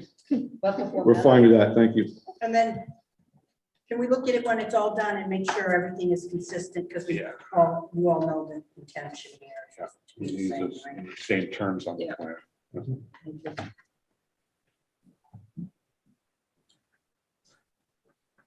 Okay. Madam It was Chair? going to say 37,500 square feet of proposed native wild grass wet meadow. Okay, Andrew? Yeah, Andrew? I really need to drop, but I don't want to ruin, I think the best thing to do would be to continue the hearing at this point so that I can stay a part of it. If I could, Madam Chair, I'd just like the board to consider that we have town council look at 14, because you can't leave the bond number open, number one. You have to plug a number in. And it can't be a penalty. It has to be related to what it's there for. We don't even know what we're building yet, so it's going to be hard for the board to come up with a number even. I had requested in one of my emails to Karina that maybe that number's left determined at the Board of Health level. But talk to town council about it and maybe put a not to exceed number in or something like that. He's gonna have to agree to the form of the bond and or the tri-party, whichever it is. We're suggesting the tri-party. So I think it would be appropriate for him to look at the language that we're incorporating in 14 and maybe talk with me and maybe with the chair to try to come to a consensus of where we are with that, so that when we come to the next meeting, we're not fumbling through it and then have to skip to another meeting. Because I'm gonna be out for part of June because I'm gonna have some surgery, so I want to make sure we can get this wrapped up sooner than later. One thing I would point out is in 13, and that was the only question we had, 12A through whatever was all fine. In 13, there was a sentence added at the end that the condition relative to any other drainage system construction issues that are found needs to be compliant with the prior permit approvals before we move forward. We don't know of any others, and to leave it open-ended like that is like putting a gun to Ken's head. Obviously, if there's something that's found that doesn't comply, we're gonna have to go back and fix it anyway. So where was that? That was in 13. Up there's the highlighted 13, yeah, in the middle, the highlighted set. This condition shall also apply to other drainage systems. Oh, Construction found to be non-compliant with the prior permit approvals. And the paragraph starts that construction of the proposed building expansion can't move forward until the other is completed. But we don't know if there are any others, and you guys don't but either. your proposed drainage is a function of the existing drainage. So the existing drainage has to be built properly to expand it.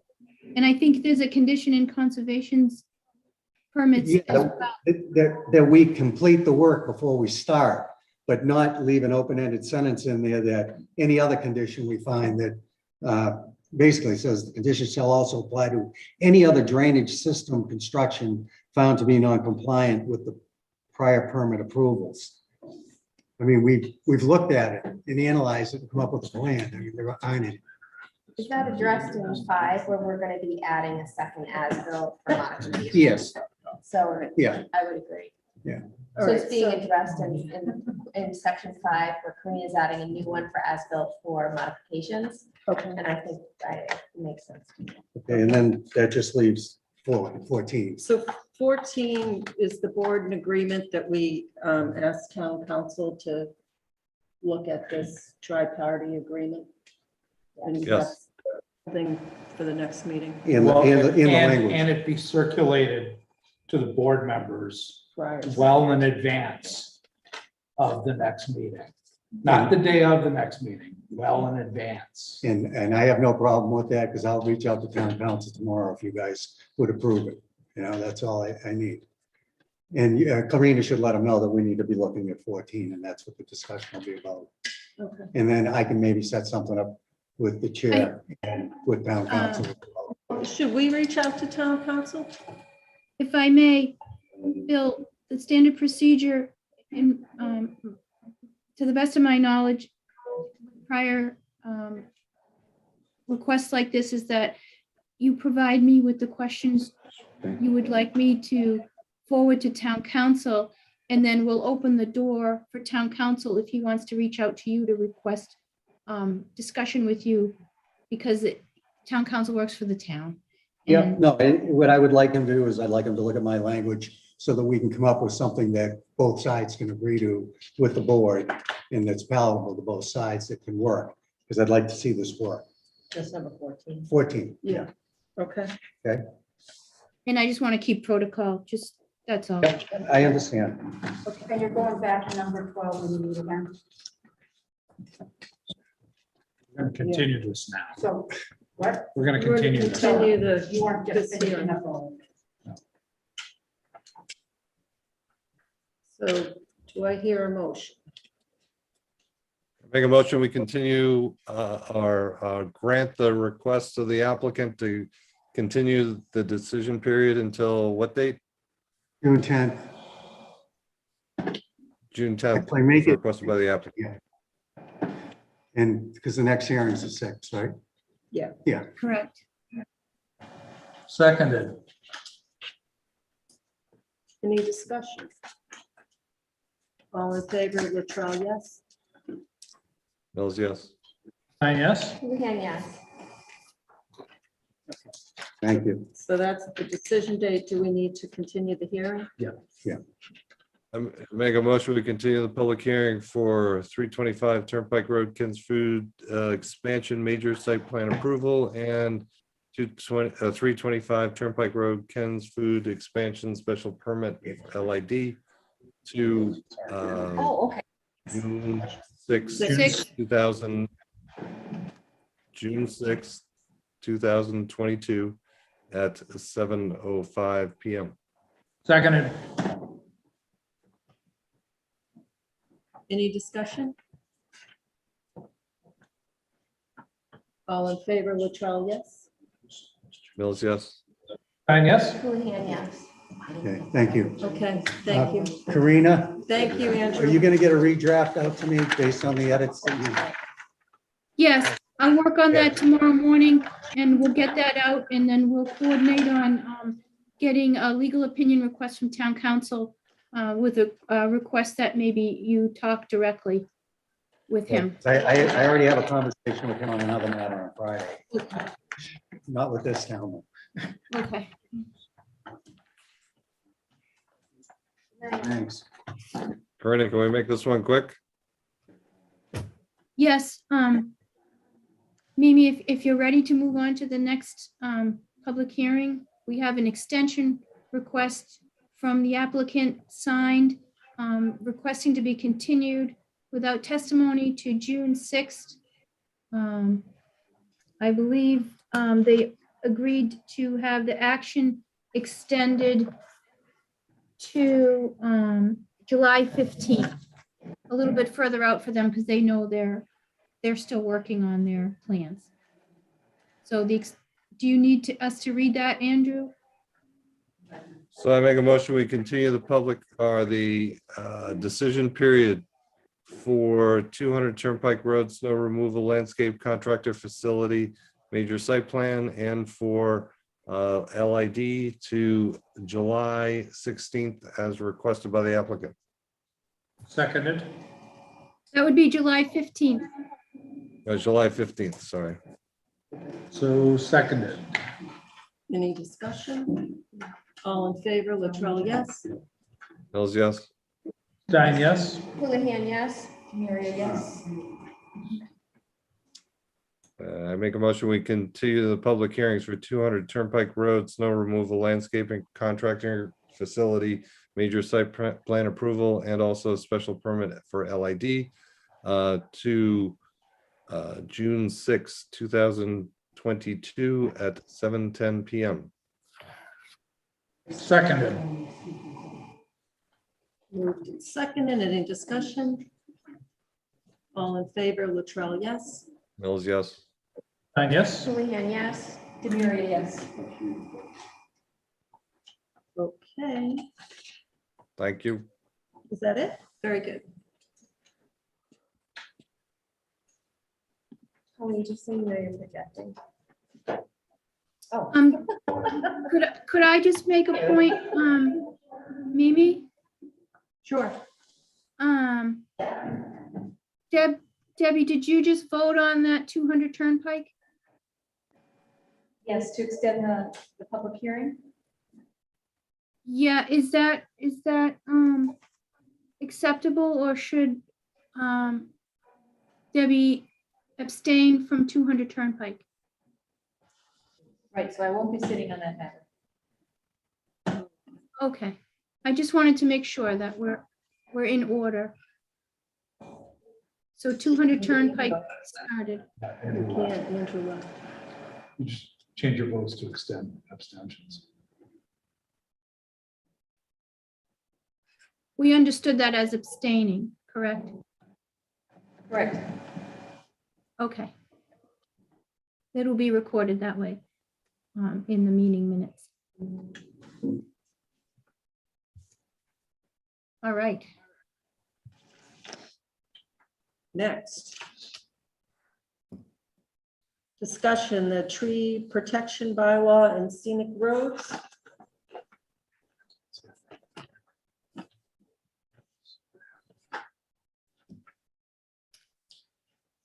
Do you have anything on that, Karina? Or is this big?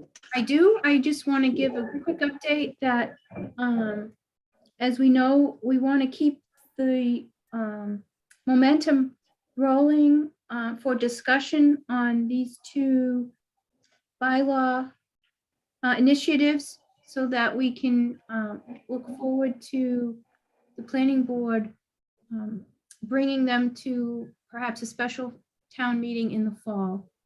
So we carried this agenda item on here to keep the discussion going until such time we need to open new public hearing if these two warrant articles are going to be pursued for fall town meeting. Can I ask a question? Certainly. So maybe is now a good time for us to sort of revisit, what happened at town meeting and sort of air out why these didn't move at town meeting, why these didn't get ratified? Want to wait for Andrew? I don't think so. We can discuss this now. We can discuss it again next week too, if we need to. Keep discussing. In 2 weeks, yeah. Sure, go ahead. Well, I was just confused. I'm actually looking for the board's analysis because I didn't really understand the basis on which these were indefinitely postponed at town meeting. Maybe somebody can, since the person that indefinitely postponed them is not here right now, does anybody have an understanding of what happened and why? Well, so there was always a fear that they only had that hall for 2 nights and that the tree bylaw, the scenic road bylaw went forward. So it was just the tree protection bylaw that was asked by the Board of Selectmen to be indefinitely postponed. So we could complete town meeting in that second night. And the indefinite postponement of the scenic bylaw came from the legislative body. And that's what I'm asking. understood the second part. It's the first one that I didn't understand why it was indefinite. Because the select board felt that it would, and the moderator, that it would be a long discussion and that we wouldn't be able to complete our town meeting in the 2 nights that we were Okay. allotted in order to complete it. Okay. And previously, like during the hearings, there was discussion of postponing it because it had been brought up by a select board member at a joint meeting, saying that he felt that only budgetary items should be at the annual town meeting and everything else should be at a special. And the planning board at that time voted to continue on with our hearings because we had already posted them. And we had discussed bringing it to town meeting, and if we ran out of time, then we would entertain that. So I could have sworn that there was discussion during town meeting, that there was concerns about the nature of the restrictions on privately owned land by a resident.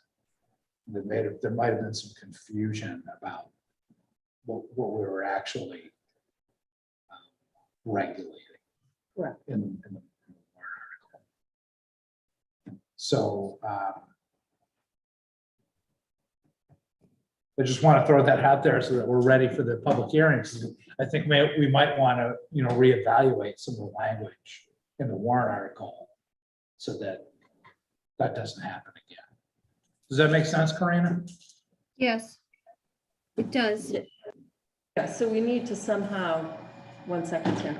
We need to somehow add clarity that we're only regulating the public right of way, which is public property and not private property.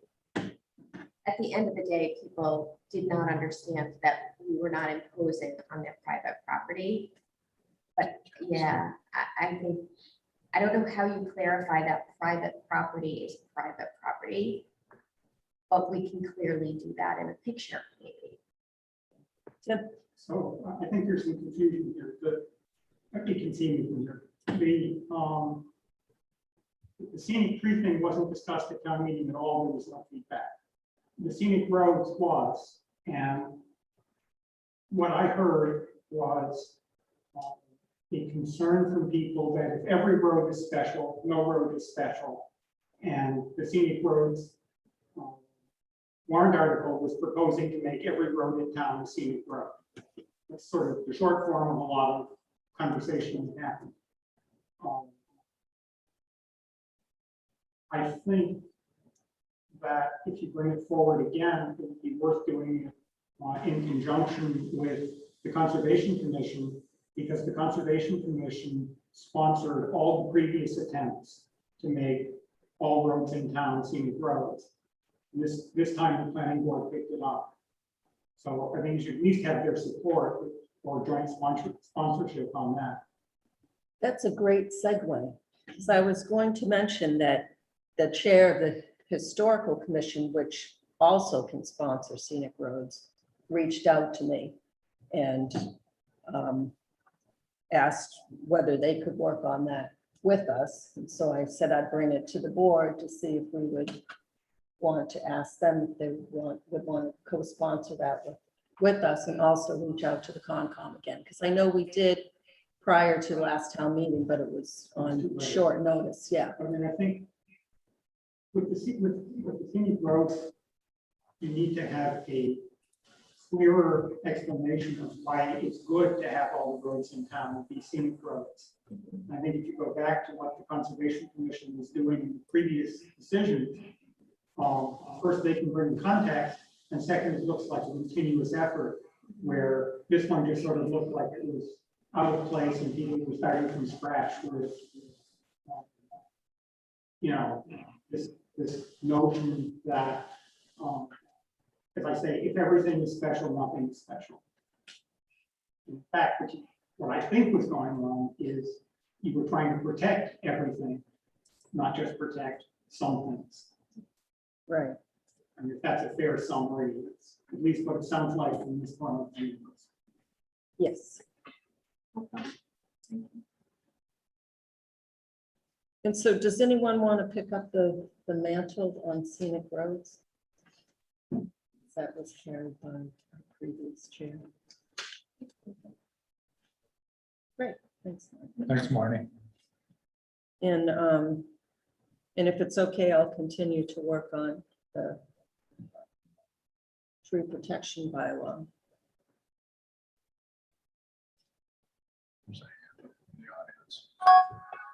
Oh, yes. Hi, it's Grant Barrington, 58 Flagler. Yeah, I just want to make the board aware that the DPW has posted on its tree hearings website a new list of trees slated for potential removal at the Board of Selectmen meeting on May 31st. And I think that was, well, there's 4 roads listed on that, but it's more like, I think, almost 10 trees. And I think it's on Stockwell Lane, Stubtoe Lane, Marlborough Road, and Sunrise Drive, just to let you know. One thing that I was really concerned about was the one on what is listed as Stockwell Lane. It's a large 32-inch oak. It's like has a split trunk and just a massive canopy, very clearly alive. It's listed as by the tree warden as being removed because it's either dead or requested by the residents as being removed. DPW website, that tree on the table of resident requests is actually not requested by the residents, so it's kind of unclear to me why that tree is being removed, but or potentially removed. But the reason I bring it up here is because the tree appears to me that it's actually on Highland Road or Highland Street, which is a scenic road, whereas Stockwell Lane, it's at the corner of those two.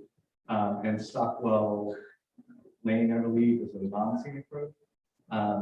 And so it's listed on the website as being on Stockwell. I actually went out this afternoon and measured it. And my measurement was that it was 8 feet off of Highland Street to the edge of the roadway. And it was actually 16 feet from Stockwell Lane to the edge of the roadway there. So it seems to me, I mean, I couldn't find the exact right of way. I'm not sure exactly how to do that, but it seems to me like it's a. You didn't find it in concrete bounds, did you? What was that? Any concrete bounds? So. Oh, there's the tree. Yeah, and yeah, it seemed to me like it's actually a scenic road tree that should be in your jurisdiction. So I thought I would let you know before the 31st, May 31st, for select meeting that that's happening. I agree with you. If it's not in the Highland right of way, it's in open space. So it's not in the Stockwell right of way. Because it's a double road and there's a sidewalk. So there's no right of way there. And then it's open space. So it's either an open space or the Highland right of way. So it's not, should either be before the left alone. And also just as a quick follow-up, I do think that the scenic road and the tree bylaws are very important. All of the road or all the trees that they posted on the list are all non-scenic roads. And I went on Stubtoe Lane today and there were 4 giant. Live healthy. What was that? Live and healthy. Live, healthy, 30-inch plus oak trees that are all slated for, well, going to the Board of Selectmen, but slated for potential removal for what I don't see as any reason they're not listed on the resident lists and clearly not dead. So I think if we pass the bylaws you guys are trying to do the process.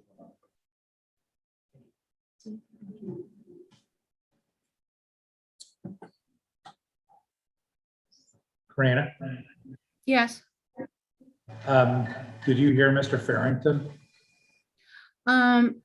There were moments when I could not clearly hear what Mr. Farrington was saying. I would suggest that speakers come to the front desk closer to the microphone if they could. with their questions. Also, Mr. Litt, I believe that was him in the back corner. Yes. Okay.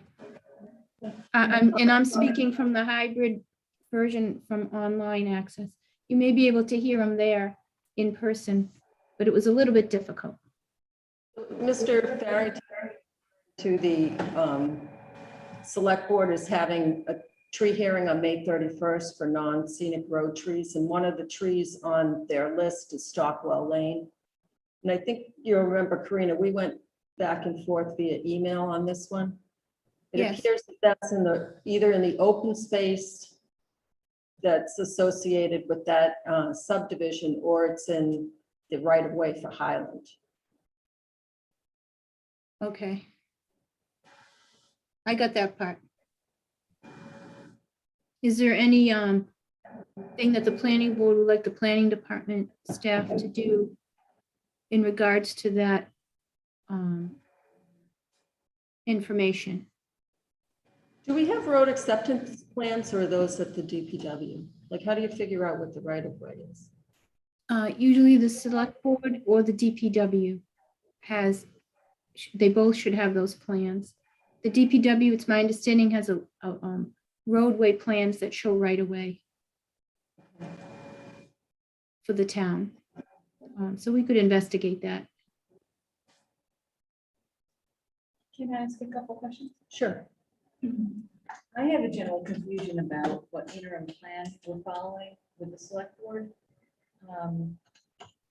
I thought I understood that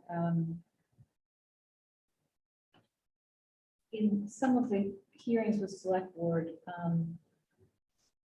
DPW was asked about what priority trees were, I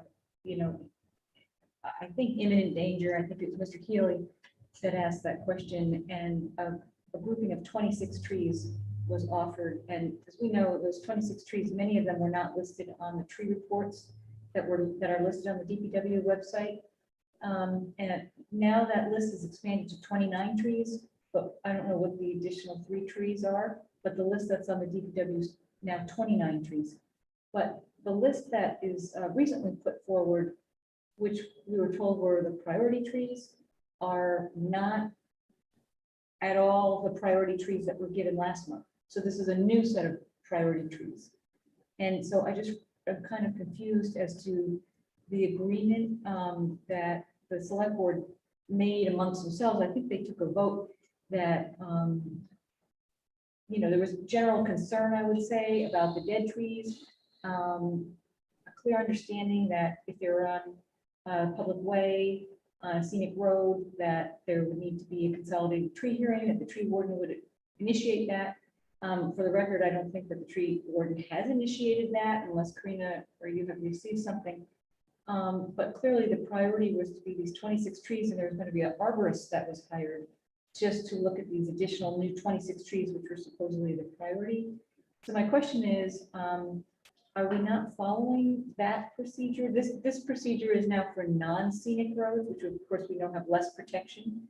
But are we under any kind of a procedure for these new trees that are now on a May 31st hearing with select board? So the trees on the May 31st hearing are from that list of 26 trees that resident calls, although some were new calls that have not been added to that list. Stub toe, 85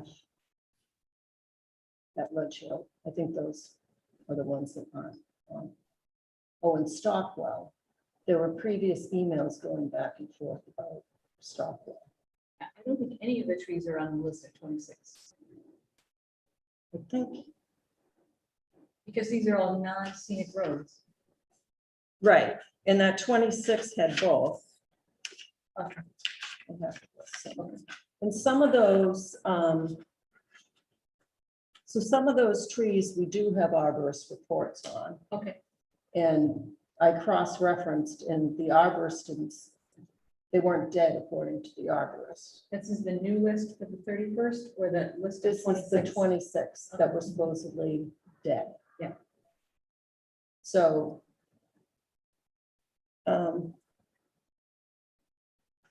So the new process is that we'll have hearings and that they'll, for non-scenic roads, they'll go before the select board, and for scenic roads, there'll be consolidated hearing before the planning. I also wanted to just briefly update you. I called into the select board meeting last week and gave some information to the discussion about tree warden and how the select board were sort of deliberating on how do you figure out how much a tree warden costs? You know, how much would that expense be to the town? And I was asked to take an action to follow up on something. And I was wondering if I could just take that opportunity to let you know. Sure. The follow-up was, I happened to be speaking to a neighbor who's Al Bezanson, who's a very lovely man, who told me that his daughter is an arborist and an educator at UMass. And so I was asked by Ms. Cook, who's the new chair of the select board, if I could call and speak to her and find out some information about tree wardens. So I did that today, and I was just wondering if I, could just give you a couple of like high level. So if I could just take like a couple of minutes. I was really, first of all, very impressed with the conversation. So I met with Christina Bezanson. She grew up in, I took a couple of notes because I have like lots of pages and I'm just trying to put the highlights here. She grew up in Southborough on Deerfoot Road. She's currently an arborist. She's a UMass lecturer of arboriculture and urban forestry. She's an active member of the International Society of Arborists. She's a certified arborist. She does tree warden training, which is in every other week or every week for 6 weeks. It's offered every other year. And she actually just did that. It's kind of a quick, intensive 6-week course for DPW staff, sort of non-scientists. She does that every 2 years when it's offered, and says that, basically UMass trains all of the arborists in the state, and she knows every arborist and every tree warden, is what she says. She's also written for the New York Times. She has an excellent article called New England Forests Are Sick and They Need More Doctors. And I think it just tells you where she's coming from in the perspective of the arborist is really, how to treat a sick tree rather than chop it down. And that part of the planning of trees is really to take care of the healthy trees as well as eliminate the dead ones. So it was a really nice way to start the conversation, just to understand where she was coming from. She's been a municipal arborist. She is a former city arborist in a town, I think it might have been Delaware. And she worked for the Parks and Recreation Department. And she said usually arborists get involved in working for either Parks and Recreation or Planning Department. And she said, tree wardens come in sort of different levels. And it might have been a larger town that she lived in. I'm not sure, but there was a employed city arborist, and then there were DPW tree wardens that basically carried out the plan of the arborist. So one thing that really struck me is that she said, and she visits town at least once or twice a week. She lives in Western Massachusetts. So she sees, some of what's going on over the recent years. One thing she said is that she feels that tree wardens are often an afterthought, and that towns get themselves into this position where it's a very reactive process, and they get stuck and they don't know what to do. And so she actually teaches about that, and she gives a 30-minute lecture to some towns sort of in this sort of position as we are. She said that she suggests to towns that are contemplating where should the tree warden reside. Should the tree warden report into the planning board, Parks and Recreation, into DPW? Should there be a tree department? Do we want to be a tree city? All these sort of higher level kind of thoughts. She said she recommends that towns And she didn't make any recommendations one way or another, to me. But she said that towns should consider creating something called an urban forest management plan. And I hadn't heard of that, so I asked her a little bit about it. And she said, basically, and this is just a couple of my notes, but it's a plan that looks at budget, staffing, whether the town wants to do tree city, what to do in case there's a diseased tree. Are you going to treat it? Are you going to cut it? If you're going to cut it, are you going to replace it? Are you going to impose a fine? Is there going to be a fee? Those are two different things. What species are you going to replace it with? What is the biodiversity that you're aiming for? Contemplating what is the cost to a harmed tree if somebody cuts down a tree. You can go to a nursery and get a tree for maybe 6 to 8 inches, but anything that's about 12 inches or larger is usually kind of falls into a fee category. We know in Massachusetts, you can impose a $300 fine under Mass General Law, but a lot of cities and towns where there's a lot of tree cutting going on, they will impose a fee based on how large the tree was and a lot of other And replacement. And replacement. And replacement. yeah, she A lot of said towns. things to consider is where a tree warden would get involved would be new construction, new road projects. Sometimes she sees projects where tree roots are cut, to make the project, and then the tree is not stable and can fall. She says they get involved with schools. They usually help design a treescape for planning boards. They look at the types of trees that, she said there's a way to create like a, I don't know what it's called, to be honest, but it's sort of a higher level snapshot of what are the trees in your town? Are they, are 50% of them over 75 feet? Or are they mainly small trees? What is the biodiversity? Are they mainly invasive? Because there's a number of trees like elm trees that are really in trouble with Dutch elm disease. There's also trees like maple disease, which I think have a longhorn Asian beetle. So those aren't great to bring in right now. So really considering like what is the mix of tree. And to be honest, the list goes really on and on. And they also contribute to landscape zoning is what she said. So in any permitting decision, there would be, whether it's a school or not, there would be sort of in advance a knowledge of what trees you would want in your town, which ones you're trying to get rid of. And this, she said, helps with the decision making. She said the worst thing that you can do is nothing. And one of the things that really struck me, I said, well, I didn't tell her this, but I think she knows because she comes into town. She said dead trees fall down. They, in the municipals, where she's worked, they have gotten attorneys to get involved to, for imposing a deterrent, coming up with a plan, which is usually a fee, more than the $300. She gave me the idea that she was working on a couple, sometimes it's a litigation, actually. But she said she happened to mention something about $43,000, $10,000. It's significant. If you can't replace more than a 6 or 8 inch tree, using calipers from the garden nursery, these are trees that can't be replaced. So the idea of coming up with a urban forest management plan, she said, is something that gets done by the planning board. It's usually done with the master plan every 10 years. And one thing that again struck me is that if there's damage and there's litigation, and if there's any reimbursement that's trying to be gained or whatever from FEMA will not reimburse without an urban forest management plan.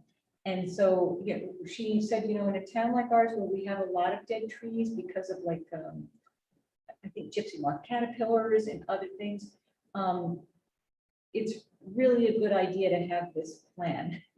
And this plan is sort of, in my understanding, as a higher level plan. We already have components of the plan. It sounds like we've got some tree reports, we've got some arborist reports, but this would fall into sort of an overarching plan. And the idea behind it too is when you're looking to replace trees, you should know what's your inventory of trees. I don't know if we have that inventory, but a lot of towns have these Norwegian maples that are invasive. They're not very pretty, to be honest, but they grow very, very tall, and they're considered invasive. So you wouldn't want to replace trees with that species. You want to replace it with something else. And, sustainability is really playing a part in this as well. Some of the trees like maples, she said, are not very resilient. And for a number of reasons, I'm not sure that I understand. Well, they're not so tall first of all, so they're not good street trees. They're not good street trees. They carry Asian longhorn beetle, which is in Worcester. And so she said that this is really a planning board document, is what she said. And I found it really very refreshing and very interesting. And I said to you, I thought that a lot of work has already been done by arborists who have come and inspected our trees. But she can tell that we're stuck because she sees these dead trees. And what she really said is, this document would help get on paper what we would do if a tree were like diseased, or, are we going to cut the whole thing down? Or we're going to trim a branch. So it lays out like a roadmap. And that she said that she has given sort of a 30-minute talk to towns, and she's offered to give one to us if you would like. She said with a little effort, she could repurpose her previous presentation. And it would be mainly on this urban forest management plan. I don't think of us as urbans. So whenever I've seen that, I didn't really think that applied to us. But now I really understand this is the overarching plan. And she said, if you had something like this, and then you can decide what is it that you need. Do you need to hire an arborist if you have this plan in place? Do you need a tree warden who's just going to follow the plan? Because she said they can be very, very different. They could be, tree warden might have a certification, pesticide license. Could be an arborist has a 2-year degree training, 4-year degree, master's. So it helps towns to determine what it is that they need in order to kind of move forward. And then the last thing she mentioned is developer guidelines for private property, that by right, they can chop down their trees, but they may not know about the public shade trees that they should be taking down. Or if there's an opportunity to keep a stand of trees that might be very beautiful on a property, then a developer may be looking for some sort of guidance. So she teaches all this, but she's happy to come and give us a 30-minute presentation. And so I'd like to recommend that we take her up on that. And it's sort of just a little intro talk, but maybe the right time to do it is when we have the select board and the master plan committee, or if somebody wants to reach out to her again, I'm happy to. But I found her very refreshing, and she offered to me a bunch of ideas that I think could really help Southborough. So would that be part of the public hearing for this discussion item? Is that how that would work? For the master plan? No, the scenic roads. So on June That, 6th, because that, on June 6th, are we getting together to talk about the tree bylaw or scenic roads? The joint Master meeting? plan. Oh, that's a master plan. Okay, so maybe a different day. I don't know her availability, and she teaches. so the reason I brought that up is we're on the discussion item regarding the tree protection and scenic roads. And there's going to be public hearings coming so that we're ready to bring that back for fall town meeting. So all I was asking was, would we want to incorporate that presentation into the public hearing? I think that'd be great. That's a good idea. Yeah. Karina, did you get all that? Did you hear that? I did. Okay, cool. So Karina, Mass Audubon did some report before Tree City. Didn't that have something to do with trees? They did I can forward that to the planning board members. They did a study for us how to become Tree City USA and some other factors in there. It was a short read, but it had some good information. I can dig that up and send it to the planning board members. When are the public hearings going to start? A little bit closer to when we know the warrants are due, the warrant article. So as soon as they pick a meeting, we go backwards. They can start at any time. There's no restriction on when you start hearing them. But typically a little bit closer, maybe a month and a half before special town meeting, maybe to 2 months.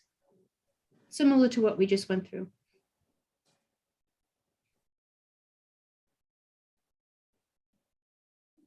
Yeah, I So think once that- we get a schedule from I the think we select. have a lot of little pieces.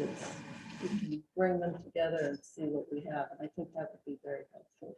Yeah, and I think even because she was a town arborist, she has an understanding of some of the, disagreements within the town and committees and how to maybe help us maneuver through, the education component, because she is educated. So those arborist reports on the deep, those are supposed to be the beginning of an inventory. Right. Although I found out afterwards, those aren't necessarily public shade trees. So she said that, she did ask me, and I wasn't sure if we had an inventory, but she said that is like kind of taking the temperature of things. Right. Is really, she said in a pie chart, you can get all the information that you need if you had that inventory. Right. And that helps you to kind of move through what you're trying to do. All right. So it was a lot of information, it was very helpful. I'll try to take up my notes and one more pieces. But, and of course, if anybody has any questions, she's offered, she has sent me a bunch of documents. I didn't get a chance to look at it, but she may have sent me one of these urban forest management plans. If it's helpful, I can forward it along. I think it's fascinating. Yeah. Any idea if she trains them? Do we have ideas of what they get paid or? She says she knows everyone in the state, because they go, typically go through UMass. So if you're gonna go with somebody with 6 weeks of training and a pesticide license, it's very different than if you're going to somebody who's gonna report to the planning board, who's an arborist.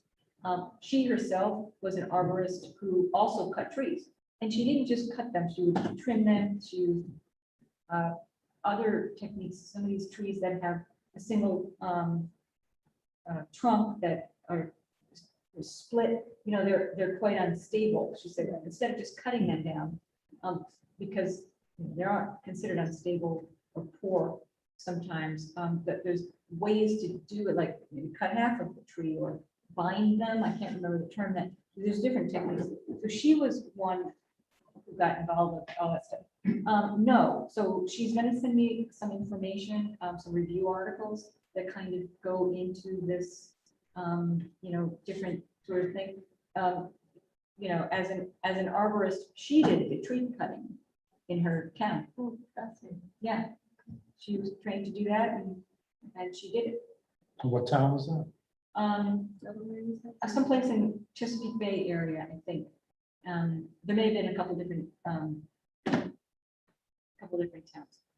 Mr. Litt, So, Karina can't hear you unless you come up to the microphone. well, I've spoken from here through that thing at the Board of Health, and they assured me that indeed I could be heard. I'll try again. Did they have anyone remote? Yes, it was the first time that Powell was attempted. Can you hear Tim, Karina? You're muted. I can hear you better, Tim, now that you're standing up. It projects better to the microphone. So I was just going to note that it sounds to me as though bringing this individual in and following through on that is likely to cause you to want to make changes to the proposed bylaw. And that being the case, it doesn't seem to me to make sense to wait until you open public hearings. You probably want to go into the public hearings with something that you think works and is consistent with the recommendations that you get out of this and you get out of the plan. So I'd encourage you to bring her in sooner rather than later and see where it leads you, because you don't want to run out of time as you did with the previous town meeting. That's my 3 cents on this one. Okay, thank you. Worth a nickel. Thanks, Jen.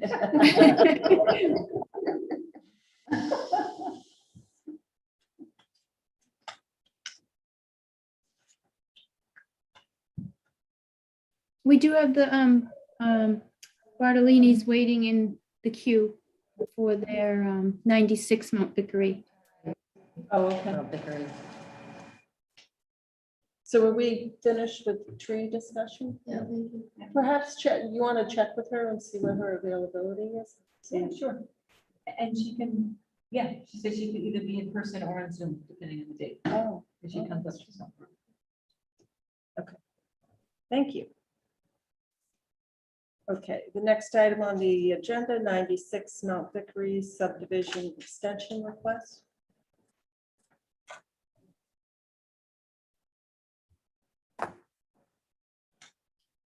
To give you a brief update, at one of the prior planning board meetings, we were asked to ask town council if there were any issues with the planning board possibly granting an extension to the time in which a definitive subdivision is required to be built based on the covenant and definitive subdivision application, which says 2 years.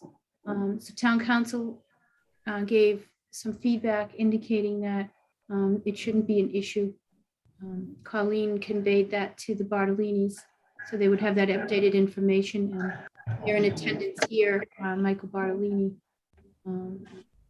So depending on if the planning board decides to vote on this evening, we've prepared a notice of covenant extension, which can be modified. We assumed 2 years would be the request based on original covenant being for 2 years. So we do have a document that if it is voted on, can be signed by the planning board this evening. So Karina, is the motion to extend the deadline for Ruby Estates to April 15th, 2024? Hold on a second. Let me just launch that document. 2-year period including June 11th, 2025. Right, and that is because the original expiration date is June 11th, 2023. So if you go from that period, that expiration date for 2 years, it would extend it to June 11th, 2025. Want to look at it? Yeah, if you could put that on the screen, it might help. Sure. Oh, and Mr. Bartolini is here. Yes, he is. Good evening, Mr. Bartolini. How you doing? All is well. Another late night. Just Mr. Bartolini. decided not to sit here in the townhouse all night tonight, huh? Yeah, I thought this one would be better from Zoom. Wise.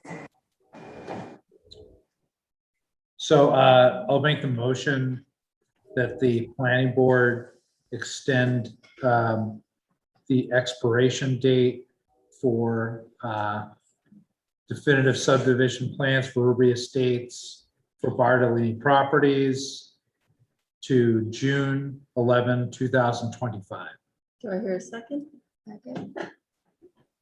Any discussion? All in favor, Latrell, yes? Stein, yes? Leanne, yes. Mary abstain. Okay. Thank you. So Thank you. we'll sign this now. Thank you. Give us a call tomorrow. Will do. Good night, Michael. Good night. Yep, and when you sign, that has to be notarized. Oh. Colleen. Oh, Colleen is a notary. how convenient. Perfect. So you can witness And this. it will need to be filed with the town clerk. And Michael, you'll have to record that document once we get it to you. Sounds good. All All right, and then you'll provide us proof of recording if you can do that as soon as you get it. Will do. Thank you. Thank you. Bye. All right.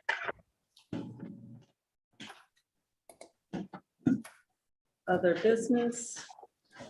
Oh, we need to sign the registry of deeds thing. Yeah, can we do that afterwards? Okay, I have all the documents here to sign, registry of deeds, and then there's another thing to sign too. oh, so do you want to put this and we'll sign everything all at Yeah. once? And there's a couple of other things we should do with the reorganization of the planning board. So in addition to this registry of deeds form, so every year after elections, the planning board has to sign this form that we file with the town clerk that then gets sent to the registry of deeds, indicating who the planning board members are and their terms and when they expire. It's a standard yearly form. So that's what you'll be signing. Colleen has a copy of that. A couple things. There's another form that we signed for the first time, I think last year. It's for 1 or 2 years. I sign the payroll for the planning department, but if I'm not available for some reason, there's a secondary person who can sign the payroll. And previously it was the chair, Don Morris. So Colleen has a form, if the planning board agrees, that the chair will continue to be the second online signatory for the payroll for planning staff. We need to take a vote on that? Yes. Okay, should we do that now? Make the motion that we approve the chair be the second sign for payroll for the planning department. Second. Any Who was the discussion? second? Was that Marty? Marty? Okay, got it. All in favor, Latrell, yes? Stein, yes? Houlihan, yes. Demiria, yes. Okay, then there also needs to be consensus that as in previous years, when the planning department prepares contracts for consulting services, such as the open space monitoring services that we have a program for every year, that the chair is authorized by the planning board members to sign those contracts in working with the town planner to expedite those contracts. So moved. Second. Any discussion? All in favor, Latrell, yes? Stein, yes? Houlihan, yes. Demiria, yes. Another administrative task is performance evaluations are due on May 31st. Colleen and I are preparing those documents in order to submit to the personnel board. And typically in the past, the chair has worked with me on mine, and then we reported back to the planning board members. I prepare with Colleen her performance evaluation, and then I anticipate that Mimi, as the new chair, would work on the performance evaluation with me for my performance evaluation. And then we would provide the document to the planning board members if they have any comments on it. So it would be to continue that process, that the chair work with the town planner in completing performance reviews on an annual basis. And then, and those are shared with the rest of the board for if they have, so they can offer any comment? Yes, so usually, and we're running out of time this year because a lot of things happen, but what I'll do is I'm hoping to finish the document that's required, and then I'll send it to you, Mimi, for your review. And then once you and I do our final comments, then we send it to the planning board to see if they have any additional comments. But this year, it all has to be done before next Tuesday. So, Do we need a vote on that? no, usually it was just a general consensus that the planning board understands that the chair would work with the town planner to make that happen. Yep, that's great. Thank you. So moved. You need to vote? Okay. I don't think we voted in the past. It's just an understanding Okay. that Mimi will work with me on it. And like I said, I prepare most of the document, and I'll get you a draft, and then depending on what you read in there, your changes and when you want me to get it to the other planning board members. So, I would just share it with all the planning board members, and then, like, all the comments can come back to me, or. and then okay, that way. Yep. That sounds good. In the past, there haven't been a lot of comments, it's, you know, but that will work. I feel like we should put Andrew, put some heavy duties and let him do it. Totally. Yes. I can't help but throw that out there. If there is another member who wants to take the lead on that, we can work through that member too. It doesn't have to be the chair. It just had been the chair in the past. That's okay. So, Okay, And Maybe we trust. well, I'll send it to everyone. Yep. okay. Just note that at the next planning board meeting on June 6th, there'll be some upcoming appointments that the planning board has to make. And then also make recommendations to the select board for certain planning board representatives to other committees. And in the Dropbox, there's a I had letter. a question about that. Do we have a slate of candidates for these appointments, or? No, right now we have one person interested to be reappointed by the planning board for the Public Works Planning Board. Susan Baust has expressed interest to be reappointed. We don't have any other citizen activity forms that we've received for that role. And let me just look at the list. Karina and Debbie, is it being advertised as open? Advertised in which way?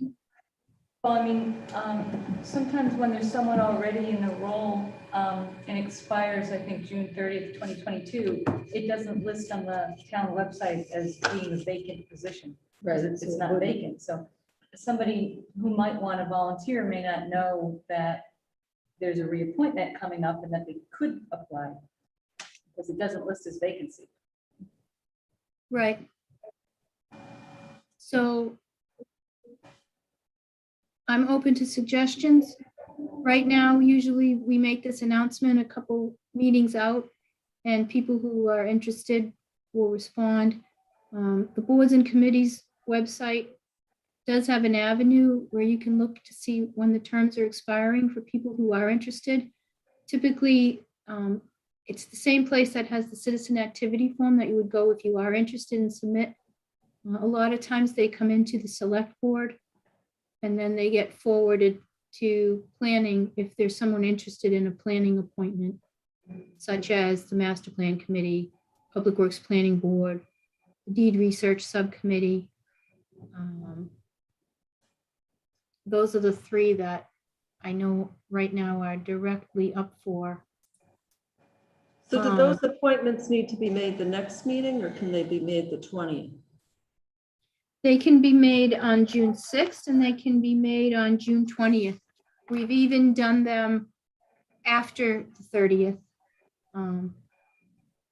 in some cases, but for Doesn't example. the term, sorry to interrupt, but the term expires on June 30th, correct? Yeah. It does, but in the past, if there hasn't been somebody interested or someone available, then you wait for somebody who volunteers, and then they get appointed. So right now, we have the deed research subcommittee, which needs to be reestablished because we're working on the deed research database, and there's some opportunity there. And currently it's Mimi, Jesse, and Freddie. The master plan committee members, I believe Mimi's trying to sundown that. So hopefully if they're done by June, 30th. No members have to be reappointed there. Public Works Planning Board, the two appointments for Planning Board is Sam Stivers and Susan Baust. Sam doesn't expire till 2023. Sue Baust expires this fiscal year. Then we're going to need Planning Board recommendations to the Select Board. The ARPA Committee, Community Preservation Committee has a Planning Board rep. The Metro West Regional Collaborative has a Planning Board rep, currently Mimi. Southborough Housing Opportunity Partnership, SHOPC, has a Planning Board rep, currently Jesse, but your term is good until the 24th, into 2024. And there's a SHOPC Capital Planning 21 Highland Street Affordable Housing Subcommittee, which expires, but that may be sundowning as well. And ARPA sundowning. Sorry, what's the expiration date? I should know this, I apologize. For the 21 Highland? June 30th, 2022. So if you look on the Dropbox, there's a document with the agenda next to it, and it lists all these appointments, and the ones in red are the ones we have to note for the upcoming couple of next meetings. And basically, there's the Deed Research Committee, the Public Works Planning Board, the MWRC rep, and the SHOPC Capital Planning representative. Again, this is just a heads up that these are coming in the next couple of meetings. So if anybody knows anyone who's interested in Planning Board, Public Works, or any of the other, like MWRC, if Mimi doesn't want to continue that, then we can cross that bridge when we come to it.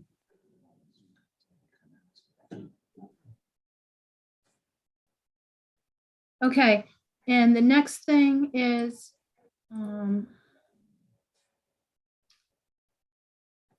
I lost my screen. Hold on, here we are.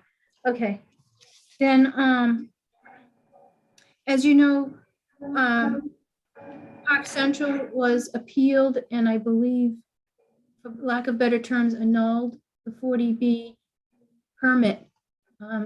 So I know that some of the departments aren't clear on the status. So I was wondering if the planning board wanted us to put in a request to town council for a kind of a more official letter of status on Park Central. I think that would be helpful because there's still that site plan hanging out there and I don't know what happens with that. And we have, I think, executive session minutes on that, but I don't know whether those can be released. Yeah, we'll be working on those coming up next. I've been working on those over the past couple of years to get them typed up and in order. So I'm hoping to. If we don't have a definitive status on that Park Central site plan, then we don't know whether we can release those or not. Correct. That's correct. So we can ask town council through the town administrator. We can get a, Just so we're on the same page. That site plan, I don't think it's still a pending item. We voted to reject. Right, and they appealed it to ZBA. ZBA remanded it back to the planning board and they appealed to court. So you're asking for a status on the remanding of it to the planning. So the appeal of the ZBA of that site plan. The whole thing is done. And there was no appeal filed by the proponent For the 48B. So that was a separate court case. Yeah, it was a different case for the site plan and then Which there's is pending on the results of the Park Central decision. So But it I don't know may what be- happened to that one. it may be gone, but I would feel better If it's knowing legally definitively trapped, I what see. the status of that is. Got it. so this is the exact reason that it would be helpful to have the status of any of the lawsuits Perfect. that pertain to planning board or would impact the planning board, so that we can start reducing this confusion and know what's coming. or what the options are. So we'll work on that. Debbie, we're working on getting you a nameplate, just so you know. Heads up, the EDC is still looking for feedback on the one-step grant application. I forward you an email. If you have any comments, go ahead and send that to Marika or to Claire Reynolds. The subsidized housing update came in, and we'll be reviewing that. Shopsy's looking at that as well. The only change is, there's a couple changes. I believe one of the confidential locations for Department of Mental Health gained 3 units at one of the facilities. However, Park Central, depending on the status report back from Town Council, will likely come off that subsidized housing list. Even though there were 0 units counted while it was pending, it may totally come off the list if the 40B was annulled. DCHD still using 2020 census data? For our Yes. number 10? No, they're For- using for- 2010. Right now, yes. Right, and there'll be, and there's a footnote in the letter, in the planner's report on the Dropbox, you'll see, there's a footnote in the DHCD letter that says that once they get the final federal information they need, they'll revamp the spreadsheet with the new census. So they're aware. Trying to think if I'm forgetting anything. So our percentage is probably a little bit lower than what that list. It's 8.65. They added 3 units. We added 3 units. But the- How many but more our- moved to town, and I guess is the 2010. question. But the number of units It is, says 3,433. We definitely, that's since 2010. yeah, So your denominator is larger. Yes. So. Yeah, it's gonna go to about 3,700, I think, if I'm not mistaken. Somewhere in that ballpark. So we'll get that information when it comes in and we'll continue that process. All right, and then we do have the meeting minutes from May 4th, and then we have some executive session meeting minutes that were previously approved but need to be voted for release. And those were sent to town council to make sure they were appropriate. And Colleen, correct me if I'm wrong, I think they're good to go from town council's perspective. yeah. So we have May 4th, but not May 9th. Okay. Make a motion, the planning board approved the minutes from our meeting on May 4th, 2022. Second? Is there a second? Second. It's gonna take me 20 years to get this. Any discussion? I do. Line 44, spelling of Houlihan is spelled with an I. I'd like it to be replaced with an A. It's the only comment that I had. Gotcha. As amended, motion to approve. And is there a second? Oh, second. I fell asleep. All in favor, Latrell, yes? Stein, yes? Houlihan, yes. I'm gonna abstain since I didn't attend the meetings. Okay, and then executive session, You can do them all in a group. you want to do them all? Question on the executive session, whether any of us didn't attend those since they go back to 2019, if we can vote. They've already been approved. Oh, they're For content, we just have to Vote to release them release? for release. Okay, I'll make the motion that the planning board approve the release of the previously approved executive session minutes from meetings held on December 2nd, 2019, March 9th, 2020, and March 4th, 2021. Second. Any discussion? All in favor, Latrell, yes? Stein, yes? Houlihan, yes. Demiria, yes.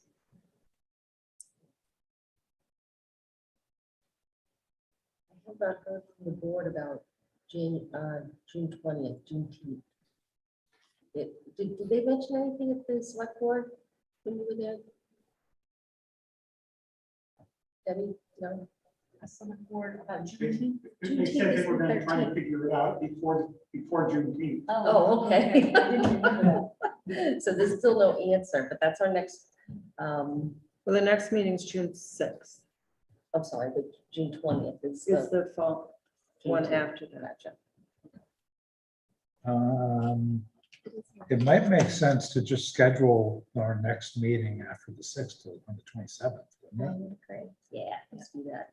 I was hoping to say that. that. So, okay, Deb? So the 27th, Karina? Do you like Deb or Debbie? Yeah, we were hoping to get answers sooner, but it took. We should have There's known. only one person that calls me Deborah. Oh.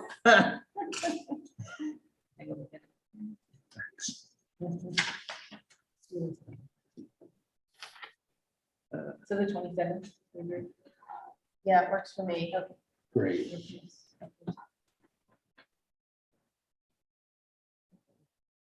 We'll have to change Kevin's vacation. And that's all I have for the planner's report and minutes. Motion to adjourn? Second, Any discussion? Anyone in the audience? Great. Any hands I raised? just want to thank Ms. Latrell for doing such a fantastic job in your debut as chairperson. I second that. Fantastic. Welcome.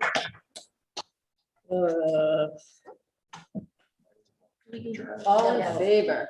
Latrell, yes. Stein, yes? Houlihan, yes. Samaria, yes. Yes. Thank you. That was a great transition, Mimi and board members. That was, Thanks, Karina. Yeah, thanks a lot, Karina. Feel better. Hope you're doing okay. Yeah. thank you. I'm gonna test again tomorrow. We'll see you in person soon. Okay. Thank you. Good night. I'll call you in the morning, Karina.